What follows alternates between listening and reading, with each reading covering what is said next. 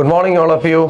നമ്മൾ കുറച്ച് ദിവസങ്ങളായി കണ്ടിട്ട് നമ്മൾ എക്സാമുകളെല്ലാം അടുത്തടുത്ത് വരുന്നു. ഇപ്പം നമ്മൾ എന്താ പറയുക, നിങ്ങളെല്ലാം എക്സാമിന് വേണ്ടിയൊക്കെ നല്ല രീതിയിൽ പ്രിപ്പയർ ചെയ്യുന്നു എന്ന് ഞാൻ അറിയുന്നുണ്ട്. ഒരുപാട് സന്തോഷം. നല്ല രീതിയിൽ തന്നെ പഠിക്കുക. അപ്പം നമ്മൾ ഇന്നത്തെ സെക്ഷനിൽ GK നമ്മൾ ആദ്യം തുടങ്ങാൻ പോകുന്നത് ചില റിഫോം മൂവ്മെൻറ്റ്സിനെ കുറിച്ചാണ്. അതായത് കേരളത്തിൽ നടന്ന വളരെ പ്രധാനപ്പെട്ട കുറേ റിഫോം മൂവ്മെൻറ്റ്സ് നമുക്ക് ആദ്യ ക്ലാസ്സിൽ നമുക്ക് സ്റ്റാർട്ട് ചെയ്യും. ഓക്കെ, നമുക്ക് ആദ്യം തുടങ്ങുന്നതെന്ന് പറഞ്ഞാൽ അഞ്ചുതെങ്ങ് കലാപമാണ്. എന്താണ് അഞ്ചുതെങ്ങ് കലാപം, അല്ലെങ്കിൽ എന്നാണ് ഈ അഞ്ചുതെങ്ങ് കലാപം നടന്നത്, ആരൊക്കെ തമ്മിലാണ് അഞ്ചുതെങ്ങ് കലാപം നടന്നത് ഒക്കെ നമുക്ക് നോക്കാം. അപ്പം അഞ്ചുതെങ്ങ് കലാപം എന്ന് പറയുമ്പോൾ നമ്മൾ ആദ്യമേ മനസ്സിലാക്കേണ്ട ഒരു കാര്യം, ദ ഫസ്റ്റ് റബല്യൻ അല്ലെങ്കിൽ ദ ഫസ്റ്റ് വാർ എന്ന് പറയാൻ പറ്റില്ല, റബല്യൻ വിപ്ലവമായിരുന്നു. So the first rebellion against the British authority of in India, the British authority of India in Kerala. അതായത് കേരളത്തിൽ ബ്രിട്ടീഷുകാർക്കെതിരെ നടന്ന ആദ്യത്തെ ലഹള അല്ലെങ്കിൽ ആദ്യത്തെ കലാപം എന്നറിയപ്പെടുന്നതാണ് ഏതാണ്, നമ്മുടെ അഞ്ചുതെങ്ങ് കലാപം. അപ്പോൾ അവിടെ മനസ്സിലാക്കേണ്ട ഒരു കാര്യം, that was not an organised one. അതൊരു സംഘടിതമായ കലാപമല്ല, അതിൻ്റെ ഉത്തരം വേറെയാണ്. അപ്പോൾ കേരളത്തിൽ ബ്രിട്ടീഷുകാർക്കെതിരെ നടന്ന ആദ്യത്തെ കലാപം എന്ന് പറയുന്നത് അത് അഞ്ചുതെങ്ങ് കലാപമാണ്. നോക്കാം, അഞ്ചുതെങ്ങ് കലാപം നടന്ന വർഷം 1697. അപ്പോൾ ഫസ്റ്റ് ഓഫ് ഓൾ ഈ അഞ്ചുതെങ്ങ് എന്ന് പറയുന്ന സ്ഥലം എവിടെയാണെന്ന് ചോദിക്കാം. അഞ്ചുതെങ്ങ് അതെവിടെയാണ്? അത് തിരുവനന്തപുരം ജില്ലയിലാണ്. അഞ്ചുതെങ്ങ് എന്ന് പറയുന്ന സ്ഥലം തിരുവനന്തപുരം ജില്ലയിലാണ്. അപ്പോൾ അവിടെ ആയിരംതെങ്ങ് എന്ന് പറയുന്നൊരു സ്ഥലം കൂടെ ഉണ്ട്. ഇതിൽ കൂടെ അത് പറയാതിരിക്കാൻ പറ്റില്ല. ആയിരംതെങ്ങ് എന്ന് പറയുന്നത് കൊല്ലം ജില്ലയിലാണ് ആയിരംതെങ്ങെങ്കിൽ അഞ്ചുതെങ്ങ് എന്ന് പറയുന്ന സ്ഥലം തിരുവനന്തപുരം ജില്ലയിലുള്ള ഒരു സ്ഥലമാണ് അഞ്ചുതെങ്ങ്. ഓക്കെ അല്ലേ? ബ്രിട്ടീഷുകാരും ആറ്റിങ്ങൽ നിവാസികളും തമ്മിൽ അഞ്ചുതെങ്ങ് കലാപം നടന്നത് എന്ന് ചോദിച്ചാൽ 1697. അതായത് ബ്രിട്ടീഷ് ഈസ്റ്റ് ഇന്ത്യ കമ്പനിയുടെ ആൾക്കാരും നമ്മുടെ ആറ്റിങ്ങൽ നിവാസികളും തമ്മിൽ അഞ്ചുതെങ്ങ് കലാപം നടന്നത് 1697. അപ്പൊ അഞ്ചുതെങ്ങ് കലാപത്തിന്റെ പ്രധാനപ്പെട്ട കാരണങ്ങൾ എന്താണ്? What was the main reasons behind this Anchuthengu rebellion? എന്തൊക്കെയായിരുന്നു അഞ്ചുതെങ്ങ് കലാപത്തിലേക്ക് നയിച്ച പ്രധാനപ്പെട്ട കാരണങ്ങൾ എന്ന് ചോദിച്ചാൽ, the main important thing is that കുരുമുളക് വ്യാപാരത്തിന്റെ കുത്തക ബ്രിട്ടീഷുകാർ സ്വന്തമാക്കിയത്. കുത്തക എന്ന് പറഞ്ഞാൽ പേറ്റന്റ് എന്ന് പറയും. ഓക്കെ അല്ലേ? അപ്പൊ കുരുമുളക് വ്യാപാരത്തിന്റെ കുത്തക ബ്രിട്ടീഷുകാർ സ്വന്തമാക്കുവാൻ ശ്രമിച്ചത്, they try to annex the patent. മനസ്സിലായില്ലേ? അപ്പോൾ ഈ കുരുമുളക് വ്യാപാരത്തിന്റെ കുത്തക ബ്രിട്ടീഷ് ഈസ്റ്റ് ഇന്ത്യ കമ്പനി സ്വന്തമാക്കാൻ ശ്രമിച്ചതാണ് ഈ പറയുന്ന അഞ്ചുതെങ്ങ് നിവാസികളെ അല്ലെങ്കിൽ ആറ്റിങ്ങൽ നിവാസികളെ പ്രൊവോക്ക് ചെയ്തതും അത് എന്തിലേക്ക് വഴിവെച്ചു? അത് ആറ്റിങ്ങൽ കലാപത്തിലേക്ക് വഴിവെക്കുകയും ചെയ്തു. അപ്പോൾ ഇവിടെ മനസ്സിലാക്കേണ്ട ഒരു കാര്യം, ഇവിടെ അഞ്ചുതെങ്ങ് കലാപം നടക്കുന്നത് 1697. നമുക്കറിയാം 1697 അഞ്ചുതെങ്ങ് കലാപം നടക്കുന്നത്. പക്ഷെ അതിനു മുമ്പ് ബ്രിട്ടീഷുകാർ ഈ അഞ്ചുതെങ്ങിൽ ഒരു കോട്ട പണി കഴിപ്പിച്ചിട്ടുണ്ട്. അപ്പോൾ ബ്രിട്ടീഷുകാർ അഞ്ചുതെങ്ങിൽ കോട്ട പണി കഴിപ്പിച്ച വർഷം, ദാറ്റ് ഈസ് നോട്ട് 1697, 1697 അല്ല, അത് 1695. മനസ്സിലായില്ലേ? അതായത് ബ്രിട്ടീഷ് ഈസ്റ്റ് ഇന്ത്യ കമ്പനിക്ക് അവരിവിടെ വരുന്നത് വ്യാപാരം ചെയ്യാൻ വേണ്ടിയിട്ടാണ് അവർ തിരുവിതാംകൂർ അല്ലെങ്കിൽ ഈ പറഞ്ഞ പഴയ വേണാട് ലക്ഷ്യമാക്കി നമ്മുടെ കേരളത്തിലേക്ക് വരുന്നത്. അപ്പോൾ അവരുടെ വ്യാപാര ആവശ്യത്തിനായി അന്നത്തെ അഞ്ചുതെങ്ങിലെ മഹാറാണിയായ ആറ്റിങ്ങൽ മഹാറാണിയായ ഉമയമ്മ റാണി എന്ത് ചെയ്യുന്നു? അതായത് ആറ്റിങ്ങൽ റാണിയായ ഉമയമ്മ റാണി ഈ പറയുന്ന ബ്രിട്ടീഷ് ഈസ്റ്റ് ഇന്ത്യ കമ്പനിക്ക് അഞ്ചുതെങ്ങിൽ ഒരു കോട്ട പണിയുവാൻ അനുമതി കൊടുക്കുന്നു 1695. ആ കോട്ടയുമായി ബന്ധപ്പെട്ടിട്ടാണ് പിന്നീട് കാര്യങ്ങൾ നടക്കുന്നത്. നമ്മൾ പറഞ്ഞു അഞ്ചുതെങ്ങ് കലാപത്തിലേക്ക് നയിച്ച പ്രധാനപ്പെട്ട ഒരു കാരണം കുരുമുളക് വ്യാപാരത്തിന്റെ കുത്തകയായിരുന്നെങ്കിൽ മറ്റൊരു പ്രധാനപ്പെട്ട കാര്യം ഒളിഞ്ഞു കിടപ്പുണ്ട്. വളരെ രഹസ്യമായി ആയുധം സൂക്ഷിക്കാനുള്ള ഒരു ഡിപ്പോ ഈ അഞ്ചുതെങ്ങ് കോട്ടയിൽ ബ്രിട്ടീഷുകാർ പണി കഴിപ്പിച്ചു. അപ്പൊ ഈ രണ്ട് കാരണങ്ങളാണ് അഞ്ചുതെങ്ങ് കലാപത്തിലേക്ക് വഴിവെച്ചത്. അപ്പോൾ അഞ്ചുതെങ്ങ് കോട്ട പണി കഴിപ്പിച്ച വർഷം 1695. അഞ്ചുതെങ്ങ് എന്ന് പറയുന്ന സ്ഥലം തിരുവനന്തപുരം ജില്ലയിലാണ്. അഞ്ചുതെങ്ങിൽ ബ്രിട്ടീഷ് ഈസ്റ്റ് ഇന്ത്യ കമ്പനിക്ക് കോട്ട പണിയാൻ അനുമതി നൽകിയ ഭരണാധികാരി ആറ്റിങ്ങൽ മഹാറാണിയായ ഉമയമ്മ റാണിയാണെന്ന് നമ്മൾ പറഞ്ഞു. ആറ്റിങ്ങൽ മഹാറാണിയായ ഉമയമ്മ റാണിയാണ്. അപ്പൊ ഇവിടെ ഒരു പോയിന്റ്, വളരെ പ്രധാനപ്പെട്ട ഒരു പോയിന്റ് ഉണ്ട്. ബ്രിട്ടീഷ് ഈസ്റ്റ് ഇന്ത്യ കമ്പനി ആദ്യമായി അവർ പണി കഴിപ്പിച്ച ഒരു കോട്ടയാണ് ഏതാണ്? അഞ്ചുതെങ്ങ് കോട്ട. നമ്മൾ മനസ്സിലാക്കണം. അതായത് കേരളത്തിൽ ബ്രിട്ടീഷുകാർ പണി കഴിപ്പിച്ച ആദ്യ കോട്ടയുടെ പേരാണ് അഞ്ചുതെങ്ങ് കോട്ട. അവിടെ തെറ്റിക്കരുത്. യൂറോപ്യന്മാർ പണി കഴിപ്പിച്ച ആദ്യ കോട്ട എന്ന് ചോദിച്ചാൽ അത് പള്ളിപ്പുറം കോട്ടയാണ്. 1503 കൊച്ചിയിലാണ് 1503 പള്ളിപ്പുറം കോട്ട. പക്ഷെ ഇവിടുത്തെ പോയിന്റ് എന്താണ്? ബ്രിട്ടീഷുകാർ പണി കഴിപ്പിച്ച ആദ്യ കോട്ട. അപ്പോൾ ബ്രിട്ടീഷുകാർ പണി കഴിപ്പിച്ച ആദ്യ കോട്ട എന്ന് ചോദിച്ചു കഴിഞ്ഞാൽ അത് അഞ്ചുതെങ്ങ് കോട്ടയാണ്, തിരുവനന്തപുരം ജില്ല. ഓക്കെ അല്ലേ? അതുപോലെ തിരുവനന്തപുരം ജില്ലയിലെ ഏറ്റവും വലിയ കോട്ടയുടെ പേര് അഞ്ചുതെങ്ങ് കോട്ട എന്നാണ്. തിരുവനന്തപുരം ജില്ലയിലെ ഏറ്റവും വലിയ കോട്ട ഏതെന്ന് ചോദിച്ചാലും അത് അഞ്ചുതെങ്ങ് കോട്ടയാണ്. അപ്പൊ ബ്രിട്ടീഷുകാർക്ക് അഞ്ചുതെങ്ങിൽ കോട്ട പണിയുവാൻ അനുമതി നൽകിയ ഭരണാധികാരിയാണ് ആറ്റിങ്ങൽ മഹാറാണിയായ ഉമയർ റാണി. അഞ്ചുതെങ്ങ് സ്ഥിതി ചെയ്യുന്ന ജില്ല ചോദിച്ചാൽ അത് തിരുവനന്തപുരമാണ്. അപ്പോൾ അഞ്ചുതെങ്ങ് കലാപം എന്ന് പറയുമ്പോൾ നമ്മൾ ആദ്യം മനസ്സിലാക്കേണ്ടത് കേരളത്തിൽ ബ്രിട്ടീഷുകാർക്കെതിരെ നടന്ന ആദ്യത്തെ കലാപത്തിന്റെ പേരാണ് അഞ്ചുതെങ്ങ് കലാപം. അവർ ആദ്യം അഞ്ചുതെങ്ങ് കലാപം നടക്കുന്നതിന് മുമ്പ് ഇവർ ആദ്യം അഞ്ചുതെങ്ങിൽ ഒരു കോട്ട പണി കഴിപ്പിക്കുന്നു. അഞ്ചുതെങ്ങ് എന്ന് പറയുന്ന സ്ഥലം തിരുവനന്തപുരം ജില്ലയിലാണ്. കോട്ട പണി കഴിപ്പിച്ച വർഷം 1695 ബ്രിട്ടീഷുകാർ കേരളത്തിൽ പണി കഴിപ്പിക്കുന്ന ആദ്യത്തെ കോട്ടയുടെ പേരാണ് അഞ്ചുതെങ്ങ് കോട്ട. തിരുവനന്തപുരം ജില്ലയിലെ ഏറ്റവും വലിയ കോട്ടയുമാണ് അഞ്ചുതെങ്ങ് കോട്ട. അതിന് അനുമതി നൽകിയത് ആറ്റിങ്ങൽ മഹാറാണിയായ ഉമയമ്മ റാണിയാണ്. ഈ അഞ്ചുതെങ്ങ് കോട്ടയിൽ ആരും അറിയാതെ ആയുധം സൂക്ഷിക്കാൻ ഡിപ്പോ പണിയുകയും അതോടൊപ്പം തന്നെ കുരുമുളക് വ്യാപാരത്തിന്റെ കുത്തക ബ്രിട്ടീഷുകാർ സ്വന്തമാക്കാൻ ശ്രമിച്ചതുമാണ് അഞ്ചുതെങ്ങ് കലാപത്തിലേക്ക് വഴിവെച്ച കാരണങ്ങൾ. അഞ്ചുതെങ്ങ് കലാപം നടന്ന വർഷം 1697. ക്ലിയർ അല്ലേ? അപ്പൊ അഞ്ചുതെങ്ങ് കലാപം എന്താന്നുള്ളത് ക്ലിയർ ആയി എന്ന് ഞാൻ വിശ്വസിക്കുന്നു. ഓക്കെ അല്ലേ? അടുത്തതിലേക്ക് നമുക്ക് പോവാം. അടുത്തതാണ് ആറ്റിങ്ങൽ കലാപം. ഫസ്റ്റ് പോയിന്റ് ഇങ്ങനെ തന്നെ പഠിക്കണം. The first organised rebellion against the British authority of India in Kerala and that is Attingal rebellion. അപ്പൊ ആറ്റിങ്ങൽ കലാപത്തിന്റെ ഏറ്റവും വലിയ പ്രത്യേകതയാണ് പറഞ്ഞത്. എന്താണ്? കേരളത്തിൽ ബ്രിട്ടീഷുകാർക്കെതിരെ നടന്ന ആദ്യത്തെ സംഘടിത കലാപം. Anchuthengu that was not an organised one. പക്ഷെ ആറ്റിങ്ങൽ അങ്ങനെയല്ല, അതൊരു സംഘടിത കലാപമായിരുന്നു. 1721 ഏപ്രിൽ മാസം 15-ാം തീയതിയാണ് ഇത് നടക്കുന്നത്. അപ്പോൾ കേരളത്തിൽ ബ്രിട്ടീഷുകാർക്ക് നടന്ന ആദ്യത്തെ സംഘടിത കലാപം എന്ന് പറയുന്ന ആറ്റിങ്ങൽ കലാപമാണെങ്കിൽ ഈ ആറ്റിങ്ങൽ കലാപം നടന്ന വർഷം 1721 ഏപ്രിൽ മാസം 15-ാം തീയതിയാണ്. 1721 ഏപ്രിൽ 15-നാണ് ആറ്റിങ്ങൽ കലാപം നടക്കുന്നു. ആറ്റിങ്ങൽ കലാപത്തെ തുടർന്ന് ഒപ്പുവെച്ച ഉടമ്പടി ഏത്? ആ ഉടമ്പടിയുടെ പേരാണ് വേണാട് ഉടമ്പടി. അതായത് 1723 വേണാട് ഉടമ്പടിയുടെ വർഷം ഒരുപക്ഷെ ചോദിക്കാം, ഒരു പക്ഷേ എന്നല്ല അത് ചോദിക്കാം. 1723 വേണാട് ഉടമ്പടി ഒപ്പുവെക്കുന്നു. നമുക്കറിയാം 2020 Kerala public service commission, Kerala PSC പ്രിലിംസും മെയിൻസും ആദ്യമായി കൊണ്ടുവന്നത് കൊറോണയ്ക്ക് ശേഷമാണ്. LDK ഒക്കെ കൊണ്ടുവന്നത് പ്രിലിംസ് മെയിൻസ്. അപ്പൊ ആ വർഷത്തെ പ്രിലിംസിന് 2020 PSCയുടെ പ്രിലിംസിന് ചോദിച്ചൊരു ചോദ്യമാണ്, എവിടെ നിന്ന് പട്ടാളത്തെ ഇറക്കിയിട്ടാണ് ഈ അഞ്ചുതെങ്ങ് കലാപം അടിച്ചമർത്തിയതെന്ന് ചോദിച്ചു. എവിടെ നിന്ന് പട്ടാളത്തെ ഇറക്കിയിട്ടാണ് അഞ്ചുതെങ്ങ് കലാപം അടിച്ചമർത്തിയത് എന്ന് ചോദിച്ചു. എവിടെ നിന്ന് പട്ടാളത്തെ ഇറക്കിയിട്ടാണ്? അത് തലശ്ശേരിയിൽ നിന്നുമാണ്. അപ്പൊ തലശ്ശേരിയിൽ നിന്നും കൂടുതൽ പട്ടാളത്തെ ഇറക്കി ബ്രിട്ടീഷ് ഈസ്റ്റ് ഇന്ത്യ കമ്പനി ഈ ആറ്റിങ്ങൽ കലാപം, അഞ്ചുതെങ്ങ് കലാപം, ആറ്റിങ്ങൽ കലാപം അടിച്ചമർത്തുന്നു. അപ്പൊ എവിടെ നിന്ന് പട്ടാളത്തെ ഇറക്കിയിട്ടാണ് ആറ്റിങ്ങൽ കലാപം അടിച്ചമർത്തിയത് ബ്രിട്ടീഷ് ഈസ്റ്റ് ഇന്ത്യ കമ്പനി എന്ന് ചോദിച്ചാൽ തലശ്ശേരിയിൽ നിന്നും കൂടുതൽ പട്ടാളത്തെ ഇറക്കി ആറ്റിങ്ങൽ കലാപം ബ്രിട്ടീഷ് ഈസ്റ്റ് ഇന്ത്യ കമ്പനി അടിച്ചമർത്തുന്നു. തുടർന്ന് ആറ്റിങ്ങൽ മഹാറാണിയായ ഉമയമ്മ റാണിയും ബ്രിട്ടീഷ് ഈസ്റ്റ് ഇന്ത്യ കമ്പനിയും തമ്മിൽ ഒരു ഉടമ്പടിയിൽ ഒപ്പുവെക്കുന്നു. ആ ഉടമ്പടിയുടെ പേരാണ് വേണാട് ഉടമ്പടി. 1723 ശ്രദ്ധിക്കുക. അപ്പൊ 1723 വേണാട് ഉടമ്പടി ഒപ്പുവെച്ചു. അപ്പൊ വേണാട് ഉടമ്പടിയിൽ ആരൊക്കെയാണ് ഒപ്പുവെച്ചിരിക്കുന്നത്? ആരൊക്കെയാണ്? അപ്പൊ ആറ്റിങ്ങൽ മഹാറാണിക്ക് വേണ്ടിയാണ്. ആറ്റിങ്ങൽ മഹാറാണിയും ബ്രിട്ടീഷ് ഈസ്റ്റ് ഇന്ത്യ കമ്പനിയും തമ്മിലാണ്. പക്ഷെ ഒപ്പുവെച്ചത് വേണാടിന് വേണ്ടി ആറ്റിങ്ങൽ മഹാറാണി അല്ല. പിന്നെ ആരാണ് ഒപ്പുവെച്ചത്?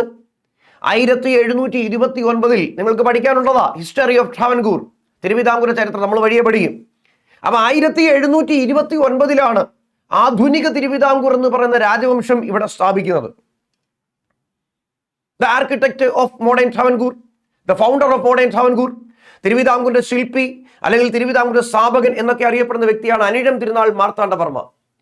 സോ ആറ്റിങ്ങൽ മഹാറാണിയായ ഉമയമ്മ റാണിക്ക് വേണ്ടി ഈ വേണാട് ഉടമ്പടിയിൽ ഒപ്പുവെച്ചിരിക്കുന്നത് ആരാണ്? അത് അനിഴം തിരുനാൾ മാർത്താണ്ഡവർമ്മയാണ്. അപ്പൊ അദ്ദേഹം എങ്ങനെയാണ് ഒപ്പുവെച്ചതെന്ന് ചോദിച്ചാൽ എന്താ പറയുക, ദ പ്രിൻസ് ഓഫ് നെയ്യാറ്റിൻകര, നെയ്യാറ്റിൻകരയുടെ രാജകുമാരൻ എന്ന് പറഞ്ഞിട്ടാണ് 1723 വേണാട് ഉടമ്പടിയിൽ അനിഴം തിരുനാൾ മാർത്താണ്ഡവർമ്മ ഒപ്പുവെച്ചിരിക്കുന്നത്. അത് വേണാടിന് വേണ്ടി അല്ലെങ്കിൽ ആറ്റിങ്ങൽ മഹാറാണിക്ക് വേണ്ടി. എന്നാൽ ബ്രിട്ടീഷ് ഈസ്റ്റ് ഇന്ത്യ കമ്പനിക്ക് വേണ്ടി ഒപ്പുവെച്ചത് ആര് എന്ന് ചോദിച്ചു കഴിഞ്ഞാൽ അത് അലക്സാണ്ടർ ഓം എന്ന് പറയുന്ന വ്യക്തിയാണ്. അലക്സാണ്ടർ ഓം, മറക്കാതിരിക്കുക. അപ്പൊ ഈ വേണാട് ഉടമ്പടിക്ക് ഇവിടെ ഒരു പ്രത്യേകതയുണ്ട്. എന്താണ് ആ പ്രത്യേകത? വളരെ ഇമ്പോർട്ടൻ്റ് ആയിട്ടുള്ള ഒരു പ്രത്യേകതയുണ്ട് വേണാട് ഉടമ്പടിക്ക്. അതായത് ബ്രിട്ടീഷ് ഈസ്റ്റ് ഇന്ത്യ കമ്പനി ഒരു ഇന്ത്യൻ നാട്ടുരാജ്യവുമായി ഒപ്പുവെക്കുന്നവരുടെ ആദ്യത്തെ ഉടമ്പടിയുടെ പേരാണ് വേണാട് ഉടമ്പടി. ഒരിക്കലും മറക്കരുത്. ബ്രിട്ടീഷ് ഈസ്റ്റ് ഇന്ത്യ കമ്പനി ഒരു ഇന്ത്യൻ നാട്ടുരാജ്യവുമായി ഒപ്പുവെക്കുന്ന അവരുടെ ആദ്യത്തെ ഉടമ്പടിയുടെ പേരാണ് വേണാട് ഉടമ്പടി. മറക്കരുത്. അപ്പോൾ ആറ്റിങ്ങൽ കലാപം പൊട്ടിപ്പുറപ്പെടുന്നത് 1721 ഏപ്രിൽ മാസം 15-ാം തീയതിയാണ്. ആറ്റിങ്ങൽ കലാപത്തിന്റെ ഏറ്റവും വലിയ പ്രത്യേകത നമ്മൾ പറഞ്ഞു. എന്താണ് ആറ്റിങ്ങൽ കലാപത്തിന്റെ ഏറ്റവും വലിയ പ്രത്യേകത എന്ന് പറയുന്നത്? ബ്രിട്ടീഷുകാർക്കെതിരെ കേരളത്തിൽ നടന്ന ആദ്യത്തെ സംഘടിത കലാപത്തിന്റെ പേരാണ് ആറ്റിങ്ങൽ കലാപം. ഈ ആറ്റിങ്ങൽ കലാപം തലശ്ശേരിയിൽ നിന്നും, ഇന്നത്തെ കണ്ണൂർ തലശ്ശേരിയിൽ നിന്നും കൂടുതൽ പട്ടാളത്തെ ഇറങ്ങി ബ്രിട്ടീഷ് ഈസ്റ്റ് ഇന്ത്യ കമ്പനി അടിച്ചമർത്തുന്നു. ഞാൻ പറഞ്ഞു അതൊരു പ്രീവിയസ് ആണ്. ഈ കലാപത്തെ തുടർന്ന് 1723 ആറ്റിങ്ങൽ മഹാറാണിയായ ഉമയമ്മ റാണിയും ബ്രിട്ടീഷ് ഈസ്റ്റ് ഇന്ത്യ കമ്പനിയും തമ്മിൽ ഒരു ഉടമ്പടി ഒപ്പുവയ്ക്കുന്നു. ഒരു ഉടമ്പടി നിലവിൽ വരുന്നു. ആ ഉടമ്പടിയുടെ പേര് വേണാട് ഉടമ്പടി എന്നാണ്. എന്താണ് ആ വേണാട് ഉടമ്പടിയുടെ പ്രത്യേകത? ബ്രിട്ടീഷ് ഈസ്റ്റ് ഇന്ത്യ കമ്പനി ഒരു ഇന്ത്യൻ നാട്ടുരാജ്യവുമായി ഒപ്പുവയ്ക്കുന്നവരുടെ ആദ്യത്തെ ഉടമ്പടിയുടെ പേരാണ് വേണാട് ഉടമ്പടി. മറക്കാതിരിക്കുക. ബ്രിട്ടീഷ് ഈസ്റ്റ് ഇന്ത്യ കമ്പനി ഒരു ഇന്ത്യൻ നാട്ടുരാജ്യവുമായി ഒപ്പുവയ്ക്കുന്ന അവരുടെ ആദ്യത്തെ ഉടമ്പടിയുടെ പേരാണ് എന്താ? വേണാട് ഉടമ്പടി. അപ്പൊ ആ വേണാട് ഉടമ്പടിയിൽ ആറ്റിങ്ങൽ മഹാറാണിയായ ഉമയമ്മ റാണിക്ക് വേണ്ടി ഒപ്പുവെച്ചത് ആരെന്ന് ചോദിച്ചാൽ അനിഴം തിരുനാൾ മാർത്താണ്ഡവർമ്മയാണ്. He was considered as a founder and architect of modern Travancore. ബ്രിട്ടീഷുകാർക്ക് വേണ്ടി ഒപ്പുവെച്ച മനുഷ്യന്റെ പേര് അലക്സാണ്ടർ ഓം എന്നാണെന്ന് നമ്മൾ പറഞ്ഞു. ക്ലിയർ അല്ലേ? അടുത്തതിലേക്ക് നമുക്ക് പോകാം. അപ്പൊ അഞ്ചുതെങ്ങ് കലാപം കഴിഞ്ഞു. പിന്നെ നമ്മൾ പോകുന്നത് പഴശ്ശി യുദ്ധങ്ങളിലേക്കാണ്. ഇതും നമുക്കറിയാം. മിക്കവാറും ഉള്ള പരീക്ഷകളിലൊക്കെ നമ്മൾ എടുത്തു നോക്കിക്കഴിഞ്ഞാൽ പഴശ്ശി കലാപങ്ങൾ GK-യുടെ ഭാഗത്ത് നിന്ന് ഏറ്റവും കൂടുതൽ ചോദിച്ചിട്ടുള്ള ഒരു ഭാഗമാണ് പഴശ്ശി കലാപങ്ങൾ, പഴശ്ശി റിവോൾട്ട്. SCERT-യുടെ പാഠപുസ്തകം എടുത്താലും നമുക്ക് അവിടെ വ്യക്തമായി കാണാൻ സാധിക്കുന്ന സംഭവങ്ങളാണ് അഞ്ചുതെങ്ങ്, ആറ്റിങ്ങലും പഴശ്ശിയൊക്കെ എടുത്തു പറയുന്ന കാര്യങ്ങൾ. നോക്കാം. പഴശ്ശി യുദ്ധങ്ങളുടെ കാലഘട്ടം എന്ന് പറയുന്നത് 1793 to 1805 ആണ്. അതായത് 1793 മുതൽ 1805 വരെയാണ് പഴശ്ശി യുദ്ധങ്ങളുടെ കാലഘട്ടം. 2 പഴശ്ശി യുദ്ധങ്ങളാണ് നമുക്ക് കാണാൻ സാധിക്കുന്നത്. 2 പഴശ്ശി യുദ്ധങ്ങൾ. അപ്പൊ മൊത്തത്തിലുള്ള കാലഘട്ടമാണ് 1793 to 1805, 1805 വരെ 2 പഴശ്ശി കലാപങ്ങളാണ് നമുക്ക് കാണാൻ സാധിക്കുന്നത്. അപ്പൊ ഈ പഴശ്ശി കലാപങ്ങൾക്കൊക്കെ നേതൃത്വം കൊടുത്ത വ്യക്തിയുടെ പേര് കോട്ടയം കേരളവർമ്മ പഴശ്ശിരാജ എന്നാണ്. Kottayam Keralavarma Pazhassiraja who led this Pazhassi വിപ്ലവം അല്ലെങ്കിൽ പഴശ്ശി റെബല്യൻ, പഴശ്ശി റിവോൾട്ട്. കോട്ടയം കേരളവർമ്മ പഴശ്ശിരാജയാണ് പഴശ്ശി കലാപങ്ങൾക്ക് നേതൃത്വം നൽകിയ വ്യക്തി. നോക്കിയേ, 1-ാം പഴശ്ശി കലാപത്തിന്റെ കാലഘട്ടം എന്ന് പറയുന്നത് 1793 to 1797 ആണ്. ഇതും പ്രീവിയസ് ആണ്. 1-ാം പഴശ്ശി കലാപങ്ങൾ പൊട്ടിപ്പുറപ്പെട്ടത് 1793 മുതൽ 1797 വരെയാണ് 1-ാം പഴശ്ശി വിപ്ലവത്തിന്റെ കാലഘട്ടം എന്ന് പറയുന്നത്. അപ്പൊ 1-ാം പഴശ്ശി വിപ്ലവത്തിന്റെ പ്രധാന കേന്ദ്രം എവിടെയാണ്? ദ മെയിൻ സെന്റർ 1-ാം പഴശ്ശി കലാപത്തിന്റെ അല്ലെങ്കിൽ പഴശ്ശി കലാപങ്ങളുടെ പ്രധാന കേന്ദ്രം എന്ന് പലപ്പോഴും ചോദിച്ചിട്ടുള്ളതാണ്. അത് പുരളിമലയാണ്. പുരളിമല എന്ന് പറയുന്നത് ഇന്ന് ഏത് ജില്ലയിലാണെന്ന് ചോദിച്ചാൽ അത് കണ്ണൂരാണ്. കാരണം അന്ന് കണ്ണൂര്, വയനാട് അടക്കമുള്ള പ്രദേശങ്ങൾ, ഇന്നത്തെ കണ്ണൂര്, വയനാട് അടക്കമുള്ള പ്രദേശങ്ങൾ അടക്കി ഭരിച്ചിരുന്ന രാജവംശത്തിന്റെ പേരാണ് കോട്ടയ രാജവംശം. And Pazhassi belongs to that dynasty. Pazhassiraja എന്ന് പറയുന്ന മനുഷ്യൻ, അദ്ദേഹം ഏത് രാജവംശത്തിൽപ്പെട്ട വ്യക്തിയാണെന്ന് ചോദിച്ചാൽ അദ്ദേഹം ഈ ബിലോങ്സ് ടു കോട്ടയം ഡൈനാസ്റ്റി. മനസ്സിലായില്ലേ? അപ്പൊ ആ കോട്ടയ രാജവംശത്തിന്റെ ആസ്ഥാനം തന്നെയാണ് എവിടെയാ? പുരളിമല. 1-ാം പഴശ്ശി കലാപത്തിന്റെ പ്രധാനപ്പെട്ട കേന്ദ്രവും പുരളിമലയാണ്, കണ്ണൂർ ജില്ലയിലാണ്. പുരളിമല പ്രീവിയസ് ആണ്. പുരളിമല, പൈതൽമലയൊക്കെ ഏത് ജില്ലയാണെന്ന് ചോദിച്ചാൽ അത് കണ്ണൂരാണ്. അപ്പൊ 1-ാം പഴശ്ശി വിപ്ലവം അവസാനിപ്പിക്കുവാൻ പഴശ്ശിരാജയ്ക്കും ബ്രിട്ടീഷുകാർക്കും മധ്യേ ഇടനിലക്കാരനായി നിന്ന വ്യക്തി ആരാണ്? അതായത് 1-ാം പഴശ്ശി കലാപം അവസാനിപ്പിക്കുവാനായി പഴശ്ശിരാജയ്ക്കും ഈ പറയുന്ന എന്താണ് ബ്രിട്ടീഷുകാർക്ക് മധ്യ ഇടനിലക്കാരനായി നിന്ന വ്യക്തി, the mediator between the Pazhassi and the British.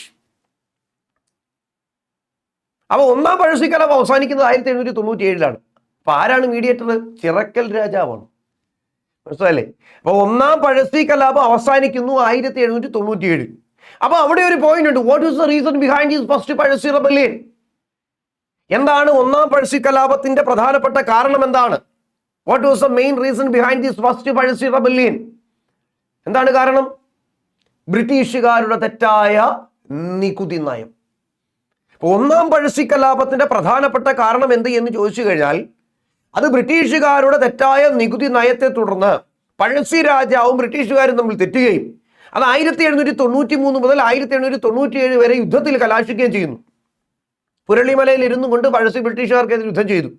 അങ്ങനെ 97 ഈ യുദ്ധം അവസാനിപ്പിക്കുന്നു. പക്ഷെ അതിന് ഇടനിലക്കാരനായ ഒരു വ്യക്തി നിന്നു. അദ്ദേഹത്തിന്റെ പേരാണ് ചിറക്കൽ തമ്പുരാൻ, ചിറക്കൽ രാജാവ്. അടുത്ത പോയിന്റിലേക്ക് വരാം. 2-ാം പഴശ്ശി വിപ്ലവം. ഇപ്പൊ 97 കഴിഞ്ഞ വിപ്ലവം 3 വർഷം വലിയ സമാധാനമായി മുമ്പോട്ട് പോയി. പിന്നീട് 1800 രണ്ടാം പഴശ്ശിക്കലാപം പൊട്ടിപ്പുറപ്പെടുന്നു 1805 വരെ. അതായത് അവിടെ നമ്മൾ മനസ്സിലാക്കേണ്ട പ്രധാനപ്പെട്ട ഒരു പോയിന്റ്, 4ാം മൈസൂർ യുദ്ധത്തിന്റെ അനന്തരഫലമാണ് രണ്ടാം പഴശ്ശി വിപ്ലവം. 4ാം മൈസൂർ വിപ്ലവത്തിന്റെ അല്ലെങ്കിൽ മൈസൂർ യുദ്ധത്തിന്റെ അനന്തരഫലമാണ് രണ്ടാം പഴശ്ശി വിപ്ലവം എന്ന് പറയുന്നത്. അപ്പൊ അവിടെ ഇനി വേറെ എടുത്തൊരു കാര്യം ചോദിക്കാം, അങ്ങനെയാണെങ്കിൽ what was the reason behind this second Pazhassi rebellion? എന്താണ് രണ്ടാം പഴശ്ശി കലാപത്തിന്റെ പ്രധാനപ്പെട്ട കാരണം? അന്ന് 4ാം മൈസൂർ യുദ്ധത്തിന്റെ അനന്തരഫലമാണ്, ഓക്കെ, സമ്മതിച്ചു. അത് മാത്രമേ ഉള്ളോ? അല്ല. What is another reason behind this second Pazhassi rebellion? British try to annex Wayanad. അതായത് British East India company Wayanad പിടിച്ചെടുക്കാൻ ശ്രമിച്ചത്, അതായത് രണ്ടാം പഴശ്ശി വിപ്ലവത്തിന് പെട്ടെന്നുണ്ടായ കാരണം എന്താണ്? The immediate reason behind this second Pazhassi rebellion, that was not the 4th Mysore വിപ്ലവം അല്ലെങ്കിൽ 4ാം മൈസൂർ യുദ്ധം. അത് മാത്രമല്ല, പിന്നെ ഒരു കാരണമുണ്ട്. എന്താണ്? British try to annex Wayanad was the another immediate reason behind this second Pazhassi rebellion. അപ്പോ രണ്ടാം പഴശ്ശി കലാപത്തിന്റെ പ്രധാനപ്പെട്ട കാരണങ്ങളിൽ ഒന്ന് എന്ന് ചൂണ്ടിക്കാണിക്കുന്നത്, ബ്രിട്ടീഷുകാരെ ഒരു പ്രൊവോക്കേഷനും ഇല്ലാതെ നമ്മുടെ വയനാട് പിടിച്ചെടുക്കുവാനായി ശ്രമിക്കുന്നു. ഇത് ആരെ പ്രൊവോക്ക് ചെയ്തു? പഴശ്ശിയെ പ്രൊവോക്ക് ചെയ്യുന്നു. ഇത് എന്തിലേക്ക് നയിച്ചു? രണ്ടാം പഴശ്ശി കലാപത്തിലേക്ക് നയിച്ചു. നോക്കിക്കേ, എടച്ചേന കുങ്കൻ. ആരാണ് എടച്ചേന കുങ്കൻ? എടച്ചേന കുങ്കൻ നായർ എന്നാണ് പൂർണ്ണമായ പേര്. എടച്ചേന കുങ്കൻ നായർ ആരാണ്? പഴശ്ശിയുടെ സൈന്യത്തിലെ നായർ പടയുടെ തലവനാണ്. തെറ്റരുത്. പഴശ്ശിയുടെ സർവ്വസൈന്യാധിപൻ എന്ന് പറയുന്ന വ്യക്തി കൈതേരി അമ്പു നായരാണ്. എന്നാൽ പഴശ്ശിയുടെ സൈന്യത്തിലെ നായർ വിഭാഗത്തിന്റെ തലവനാണ് എടച്ചേന കുങ്കൻ നായർ. തലക്കൽ ചന്തു ഒരിക്കലും മറക്കാൻ പാടില്ലാത്തൊരു വ്യക്തിയാണ്. തലക്കൽ ചന്തു ആരാണ് അദ്ദേഹം? ഈ രണ്ടാം പഴശ്ശി കലാപ സമയത്ത് പഴശ്ശി രാജയ്ക്ക് തന്റെ കൊട്ടാരമൊക്കെ വിട്ട് നേരെ ഈ പറയുന്ന വയനാടിന്റെ കാടുകളിലേക്ക് ചേക്കേറേണ്ടതായി വന്നപ്പോ ഈ പഴശ്ശിയെ അവിടെ സഹായിച്ച 2 ആദിവാസി വിഭാഗങ്ങളുണ്ട്, കുറിച്യരും കുറുമ്പരും. അതിൽ കുറിച്യർ നേതാവാണ്. ചോദ്യമാണ്, പഴശ്ശി കലാപത്തെ തുടർന്ന് പഴശ്ശി രാജാവിനെ സഹായിച്ച കുറിച്യരുടെ നേതാവ് തലക്കൽ ചന്തു. മനസ്സിലായില്ലേ? അപ്പൊ ഈ എടച്ചേന കുങ്കൻ നായരും തലക്കൽ ചന്തു എന്നിവർ ചേർന്ന് ഒരു കോട്ട പിടിച്ചെടുക്കുന്നു. ആർക്ക് വേണ്ടിയിട്ടാ? പഴശ്ശിക്ക് വേണ്ടിയിട്ടാണ്. ആ കോട്ട എവിടെ സ്ഥിതി ചെയ്യുന്ന? വയനാട്ടിലുള്ളൊരു കോട്ടയാ. ആ കോട്ട ആ സമയം ആരുടെ കൈകളില്ല? ബ്രിട്ടീഷ് ഈസ്റ്റ് ഇന്ത്യ കമ്പനിയുടെ കയ്യിലാ. അപ്പൊ ബ്രിട്ടീഷുകാരുടെ കയ്യിൽ നിന്നും എടച്ചേന കുങ്കനും തലക്കൽ ചന്തും ചേർന്ന് ഒരു കോട്ട പിടിച്ചെടുത്തു. ആ കോട്ടയുടെ പേരാണ് പനമരം കോട്ട. ചോദിക്കാം, പനമരം കോട്ട എവിടെയാ? അത് വയനാട്ടില. ആ പനമരം കോട്ട ഇവർ രണ്ടുപേരും ചേർന്ന് പിടിച്ചെടുത്ത വർഷം എന്ന 1802 മനസ്സിലായില്ലേ? അപ്പൊ 1802 ഈ പറയുന്ന കോട്ട. ഏത് കോട്ട? പനമരം കോട്ട പിടിച്ചെടുക്കുന്നു. 1802 മറക്കാതിരിക്കും കേട്ടോ. അപ്പൊ പനമരം കോട്ട അദ്ദേഹം പിടിച്ചെടുത്ത വർഷം എന്ന് ചോദിച്ചു കഴിഞ്ഞാൽ 1802 1802 ആരൊക്കെ ചേർന്നിട്ടാ പിടിച്ചെടുത്തേ? ആരൊക്കെ ചേർന്നിട്ടാണ് അത് പിടിച്ചെടുത്തത് എന്ന് ചോദിച്ചു കഴിഞ്ഞാൽ പഴശ്ശിയുടെ സൈന്യത്തിലെ നായർ വിഭാഗത്തിന്റെ തലവനായ എടച്ചേന കുങ്കനും ആ സമയത്ത് അദ്ദേഹത്തെ സഹായിച്ച കുറിച്യരുടെ നേതാവായ തലക്കൽ ചന്തും ചേർന്ന് വയനാട്ടിലെ ഒരു കോട്ട പിടിച്ചെടുക്കുന്നു. ബ്രിട്ടീഷുകാർ അധീനതയിലുള്ള ആ കോട്ടയുടെ പേരാണ് പനമരം കോട്ട. പിടിച്ചെടുത്ത വർഷം 1802. ഓക്കെ അല്ലേ? രണ്ടാം പഴശ്ശി വിപ്ലവ സമയത്ത് ബ്രിട്ടീഷ് പട്ടാള മേധാവി. അപ്പൊ ആ സമയത്ത് ബ്രിട്ടീഷ് ഈസ്റ്റ് ഇന്ത്യ കമ്പനിയുടെ ഗവർണർ ജനറലിന്റെ പേര് റിച്ചാർഡ് വെല്ലസ്ലി എന്നാണ്. റിച്ചാർഡ് വെല്ലസ്ലി നമുക്കറിയാം, സബ്സിഡറി അലയൻസ് ഒക്കെ കൊണ്ടുവന്ന വ്യക്തിയാണ് റിച്ചാർഡ് വെല്ലസ്ലി. അപ്പൊ ഈ റിച്ചാർഡ് വെല്ലസ്ലി എന്ന് പറയുന്ന മനുഷ്യന്റെ അനുജന്റെ പേരാണ് ആർതർ വെല്ലസ്ലി. ഇവിടെ പഴശ്ശി കലാപം പൊട്ടിപ്പുറപ്പെട്ടു. ചേട്ടൻ എന്ത് ചെയ്തു? അനിയനെ ഇങ്ങോട്ട് പറഞ്ഞു വിട്ടു. രണ്ടാം പഴശ്ശി കലാപം അടിച്ചമർത്തുവാനായി നിയോഗിക്കപ്പെട്ട ബ്രിട്ടീഷ് പട്ടാള മേധാവിയുടെ പേരാണ് ആർതർ വെല്ലസ്ലി. ചോദിച്ചിട്ടുള്ളതാണ്. രണ്ടാം പഴശ്ശി കലാപം അടിച്ചമർത്തുവാനായി നിയോഗിക്കപ്പെട്ട ബ്രിട്ടീഷ് പട്ടാള മേധാവിയുടെ പേര് ആർതർ വെല്ലസ്ലി. അപ്പൊ രണ്ടാം പഴശ്ശി വിപ്ലവ സമയത്ത് ബ്രിട്ടീഷ് പട്ടാള മേധാവി ആർതർ വെല്ലസ്ലി. രണ്ടാം പഴശ്ശി വിപ്ലവ സമയത്ത് തലശ്ശേരിയുടെ സബ് കളക്ടർ ആരാണ്? രണ്ടാം പഴശ്ശി കലാപ സമയത്ത് തലശ്ശേരിക്ക് ഒരു സബ് കളക്ടർ വന്നു. അതാണ് TH ബാർബർ എന്ന് പറയുന്ന തോമസ് ഹാർവേ ബാബർ. തെറ്റിപ്പോരുത്. അപ്പൊ പഴശ്ശി വിപ്ലവം അടിച്ചമർത്തുവാനായി രൂപീകരിക്കപ്പെട്ട ഒരു സൈന്യമുണ്ട്. ആ സൈന്യത്തിന്റെ മേധാവി എന്ന് പറയുന്നത് ആർതർ വെല്ലസ്ലി ആണെങ്കിൽ ആ സമയത്തെ തലശ്ശേരിയുടെ സബ് കളക്ടർ ആര് എന്ന് ചോദിച്ചാൽ തോമസ് ഹാർവേ ബാബർ എന്ന് പറയുന്ന വ്യക്തിയാണ്. തോമസ് ഹാർവേ ബാബർ ഒരുപാട് തവണ PSC ആണെങ്കിലും മറ്റ് വേരിയസ് കോമ്പറ്റേറ്റീവ് എക്സാംസിന് ചോദിച്ചു തരപ്പിച്ച ഒരു ചോദ്യം. During Pazhassi rebellion who was sub collector of Thalassery? ആരായിരുന്നു തലശ്ശേരിയുടെ sub collector? Thomas Harvey Baber എന്ന് പറയുന്ന മനുഷ്യനാണ്. നോക്കിക്കേ, പഴശ്ശിരാജയെ പിടികൂടാൻ ആർതർ വെല്ലസ്ലി രൂപീകരിച്ച സൈനിക സംഘത്തിന്റെ പേര്. അപ്പൊ ഈ പറയുന്ന പഴശ്ശിയെ പിടികൂടുവാനായി ഇവിടെ വന്നിട്ടുള്ള ഒരു പട്ടാള മേധാവിയുടെ പേരാണ് ആർതർ വെല്ലസ്ലി എങ്കിൽ, ആർതർ വെല്ലസ്ലി ഇവിടെ വന്നതിന് ശേഷം അദ്ദേഹം ചെയ്ത പ്രധാനപ്പെട്ട കാര്യം ഒരു സൈനിക സംഘത്തെ രൂപീകരിച്ചു എന്നുള്ളതാണ്. പഴശ്ശി രാജാവിനെ പിടിക്കാനായി ഒരു സൈനിക സംഘത്തെ രൂപീകരിച്ചു. അപ്പൊ ആ സൈനിക സംഘത്തിന്റെ പേരെന്താണ്? അതാണ് കോൽക്കാർ. മനസ്സിലായില്ലേ? കോൽക്കാർ എന്ന് പറയുന്ന ഒരു സൈനിക സംഘത്തെ ആർതർ വെല്ലസ്ലി രൂപീകരിച്ചു. എന്തിനു വേണ്ടിയിട്ടാ? Try to catch Pazhassi. Pazhassi രാജാവിനെ പിടികൂടുവാനാ. കാരണം വയനാടിന്റെ കാടുകളിൽ നിന്ന് യുദ്ധം ചെയ്യുന്ന പഴശ്ശിയെ പിടികൂടുവാൻ ബ്രിട്ടീഷ് ഈസ്റ്റ് ഇന്ത്യ കമ്പനിക്ക് പറ്റത്തില്ല. അതിന് ഇവിടെ ഉള്ള ആൾക്കാരെയും കൂടെ തെരഞ്ഞെടുത്തിട്ട്, അതിൽ ആദിവാസികളുണ്ട്, വയനാട്ടിൽ നിന്നുള്ള ആൾക്കാരുണ്ട്, ഇവരെ എല്ലാം കൂടെ കമ്പൈൻ ചെയ്തിട്ടാണ് അദ്ദേഹം ഒരു സൈനിക സംഘം രൂപീകരിക്കുന്നു. ആ സംഘത്തിന്റെ പേരാണ് കോൽക്കാർ. ഈ കോൽക്കാർ എന്തിനു വേണ്ടി? പഴശ്ശിയെ പിടികൂടുവാനായി. ആര് രൂപീകരിച്ചു? ആർതർ വെല്ലസ്ലി എന്ന് പറയുന്ന ബ്രിട്ടീഷ് പട്ടാള മേധാവി. മനസ്സിലായില്ലേ? അപ്പോ രണ്ടാം പഴശ്ശി വിപ്ലവ സമയത്ത് ബ്രിട്ടീഷ് പട്ടാള മേധാവി. അങ്ങനെ പഠിക്കാം, അല്ലെങ്കിൽ ഇങ്ങനെ പഠിക്കാം. ചോദിച്ചത് ഇങ്ങനെയാണ്, എന്താണ്? പഴശ്ശി കലാപത്തെ അടിച്ചമർത്തുവാനായി നിയോഗിക്കപ്പെട്ട ബ്രിട്ടീഷ് പട്ടാള മേധാവി ആർതർ വെല്ലസ്ലി. മനസ്സിലായില്ലേ? അപ്പൊ അത് മറക്കാതിരിക്കുക. ഇദ്ദേഹത്തിന്റെ വേറൊരു പേരുണ്ട്, ഡ്യൂക്ക് ഓഫ് വെല്ലിംഗ്ടൺ എന്നും കൂടെ അറിയപ്പെടുന്നുണ്ട്. വെല്ലിംഗ്ടൺ പ്രഭു എന്നറിയപ്പെടുന്ന ബ്രിട്ടീഷ് പട്ടാള മേധാവി, ബ്രിട്ടീഷുകാരൻ. That is Arthur Wellesley. പോട്ടെ. അപ്പൊ രണ്ടാം പഴശ്ശി വിപ്ലവ സമയത്ത് തലശ്ശേരിയുടെ സബ് കളക്ടർ ആര് എന്ന് ചോദിച്ചാൽ തോമസ് ഹാർവേ ബാബർ ആണ്. ആർതർ വെല്ലസ്ലി നിയോഗിക്കപ്പെടുന്നു. അദ്ദേഹം ഈ പഴശ്ശിയെ പിടികൂടുവാനായി ഒരു ബ്രിട്ടീഷ് ഒരു സൈന്യത്തെ രൂപീകരിക്കുന്നു. ആ സൈന്യത്തിന്റെ പേരാണ് കോൽക്കാർ. ഇനി പഴശ്ശി രാജ വെടിയേറ്റു മരിച്ചത് എന്നാണ്? 1805 നവംബർ 30 പഴശ്ശി വെടിയേറ്റു മരിക്കുന്നത്. പല അഭിമുഖങ്ങളുമുണ്ട്.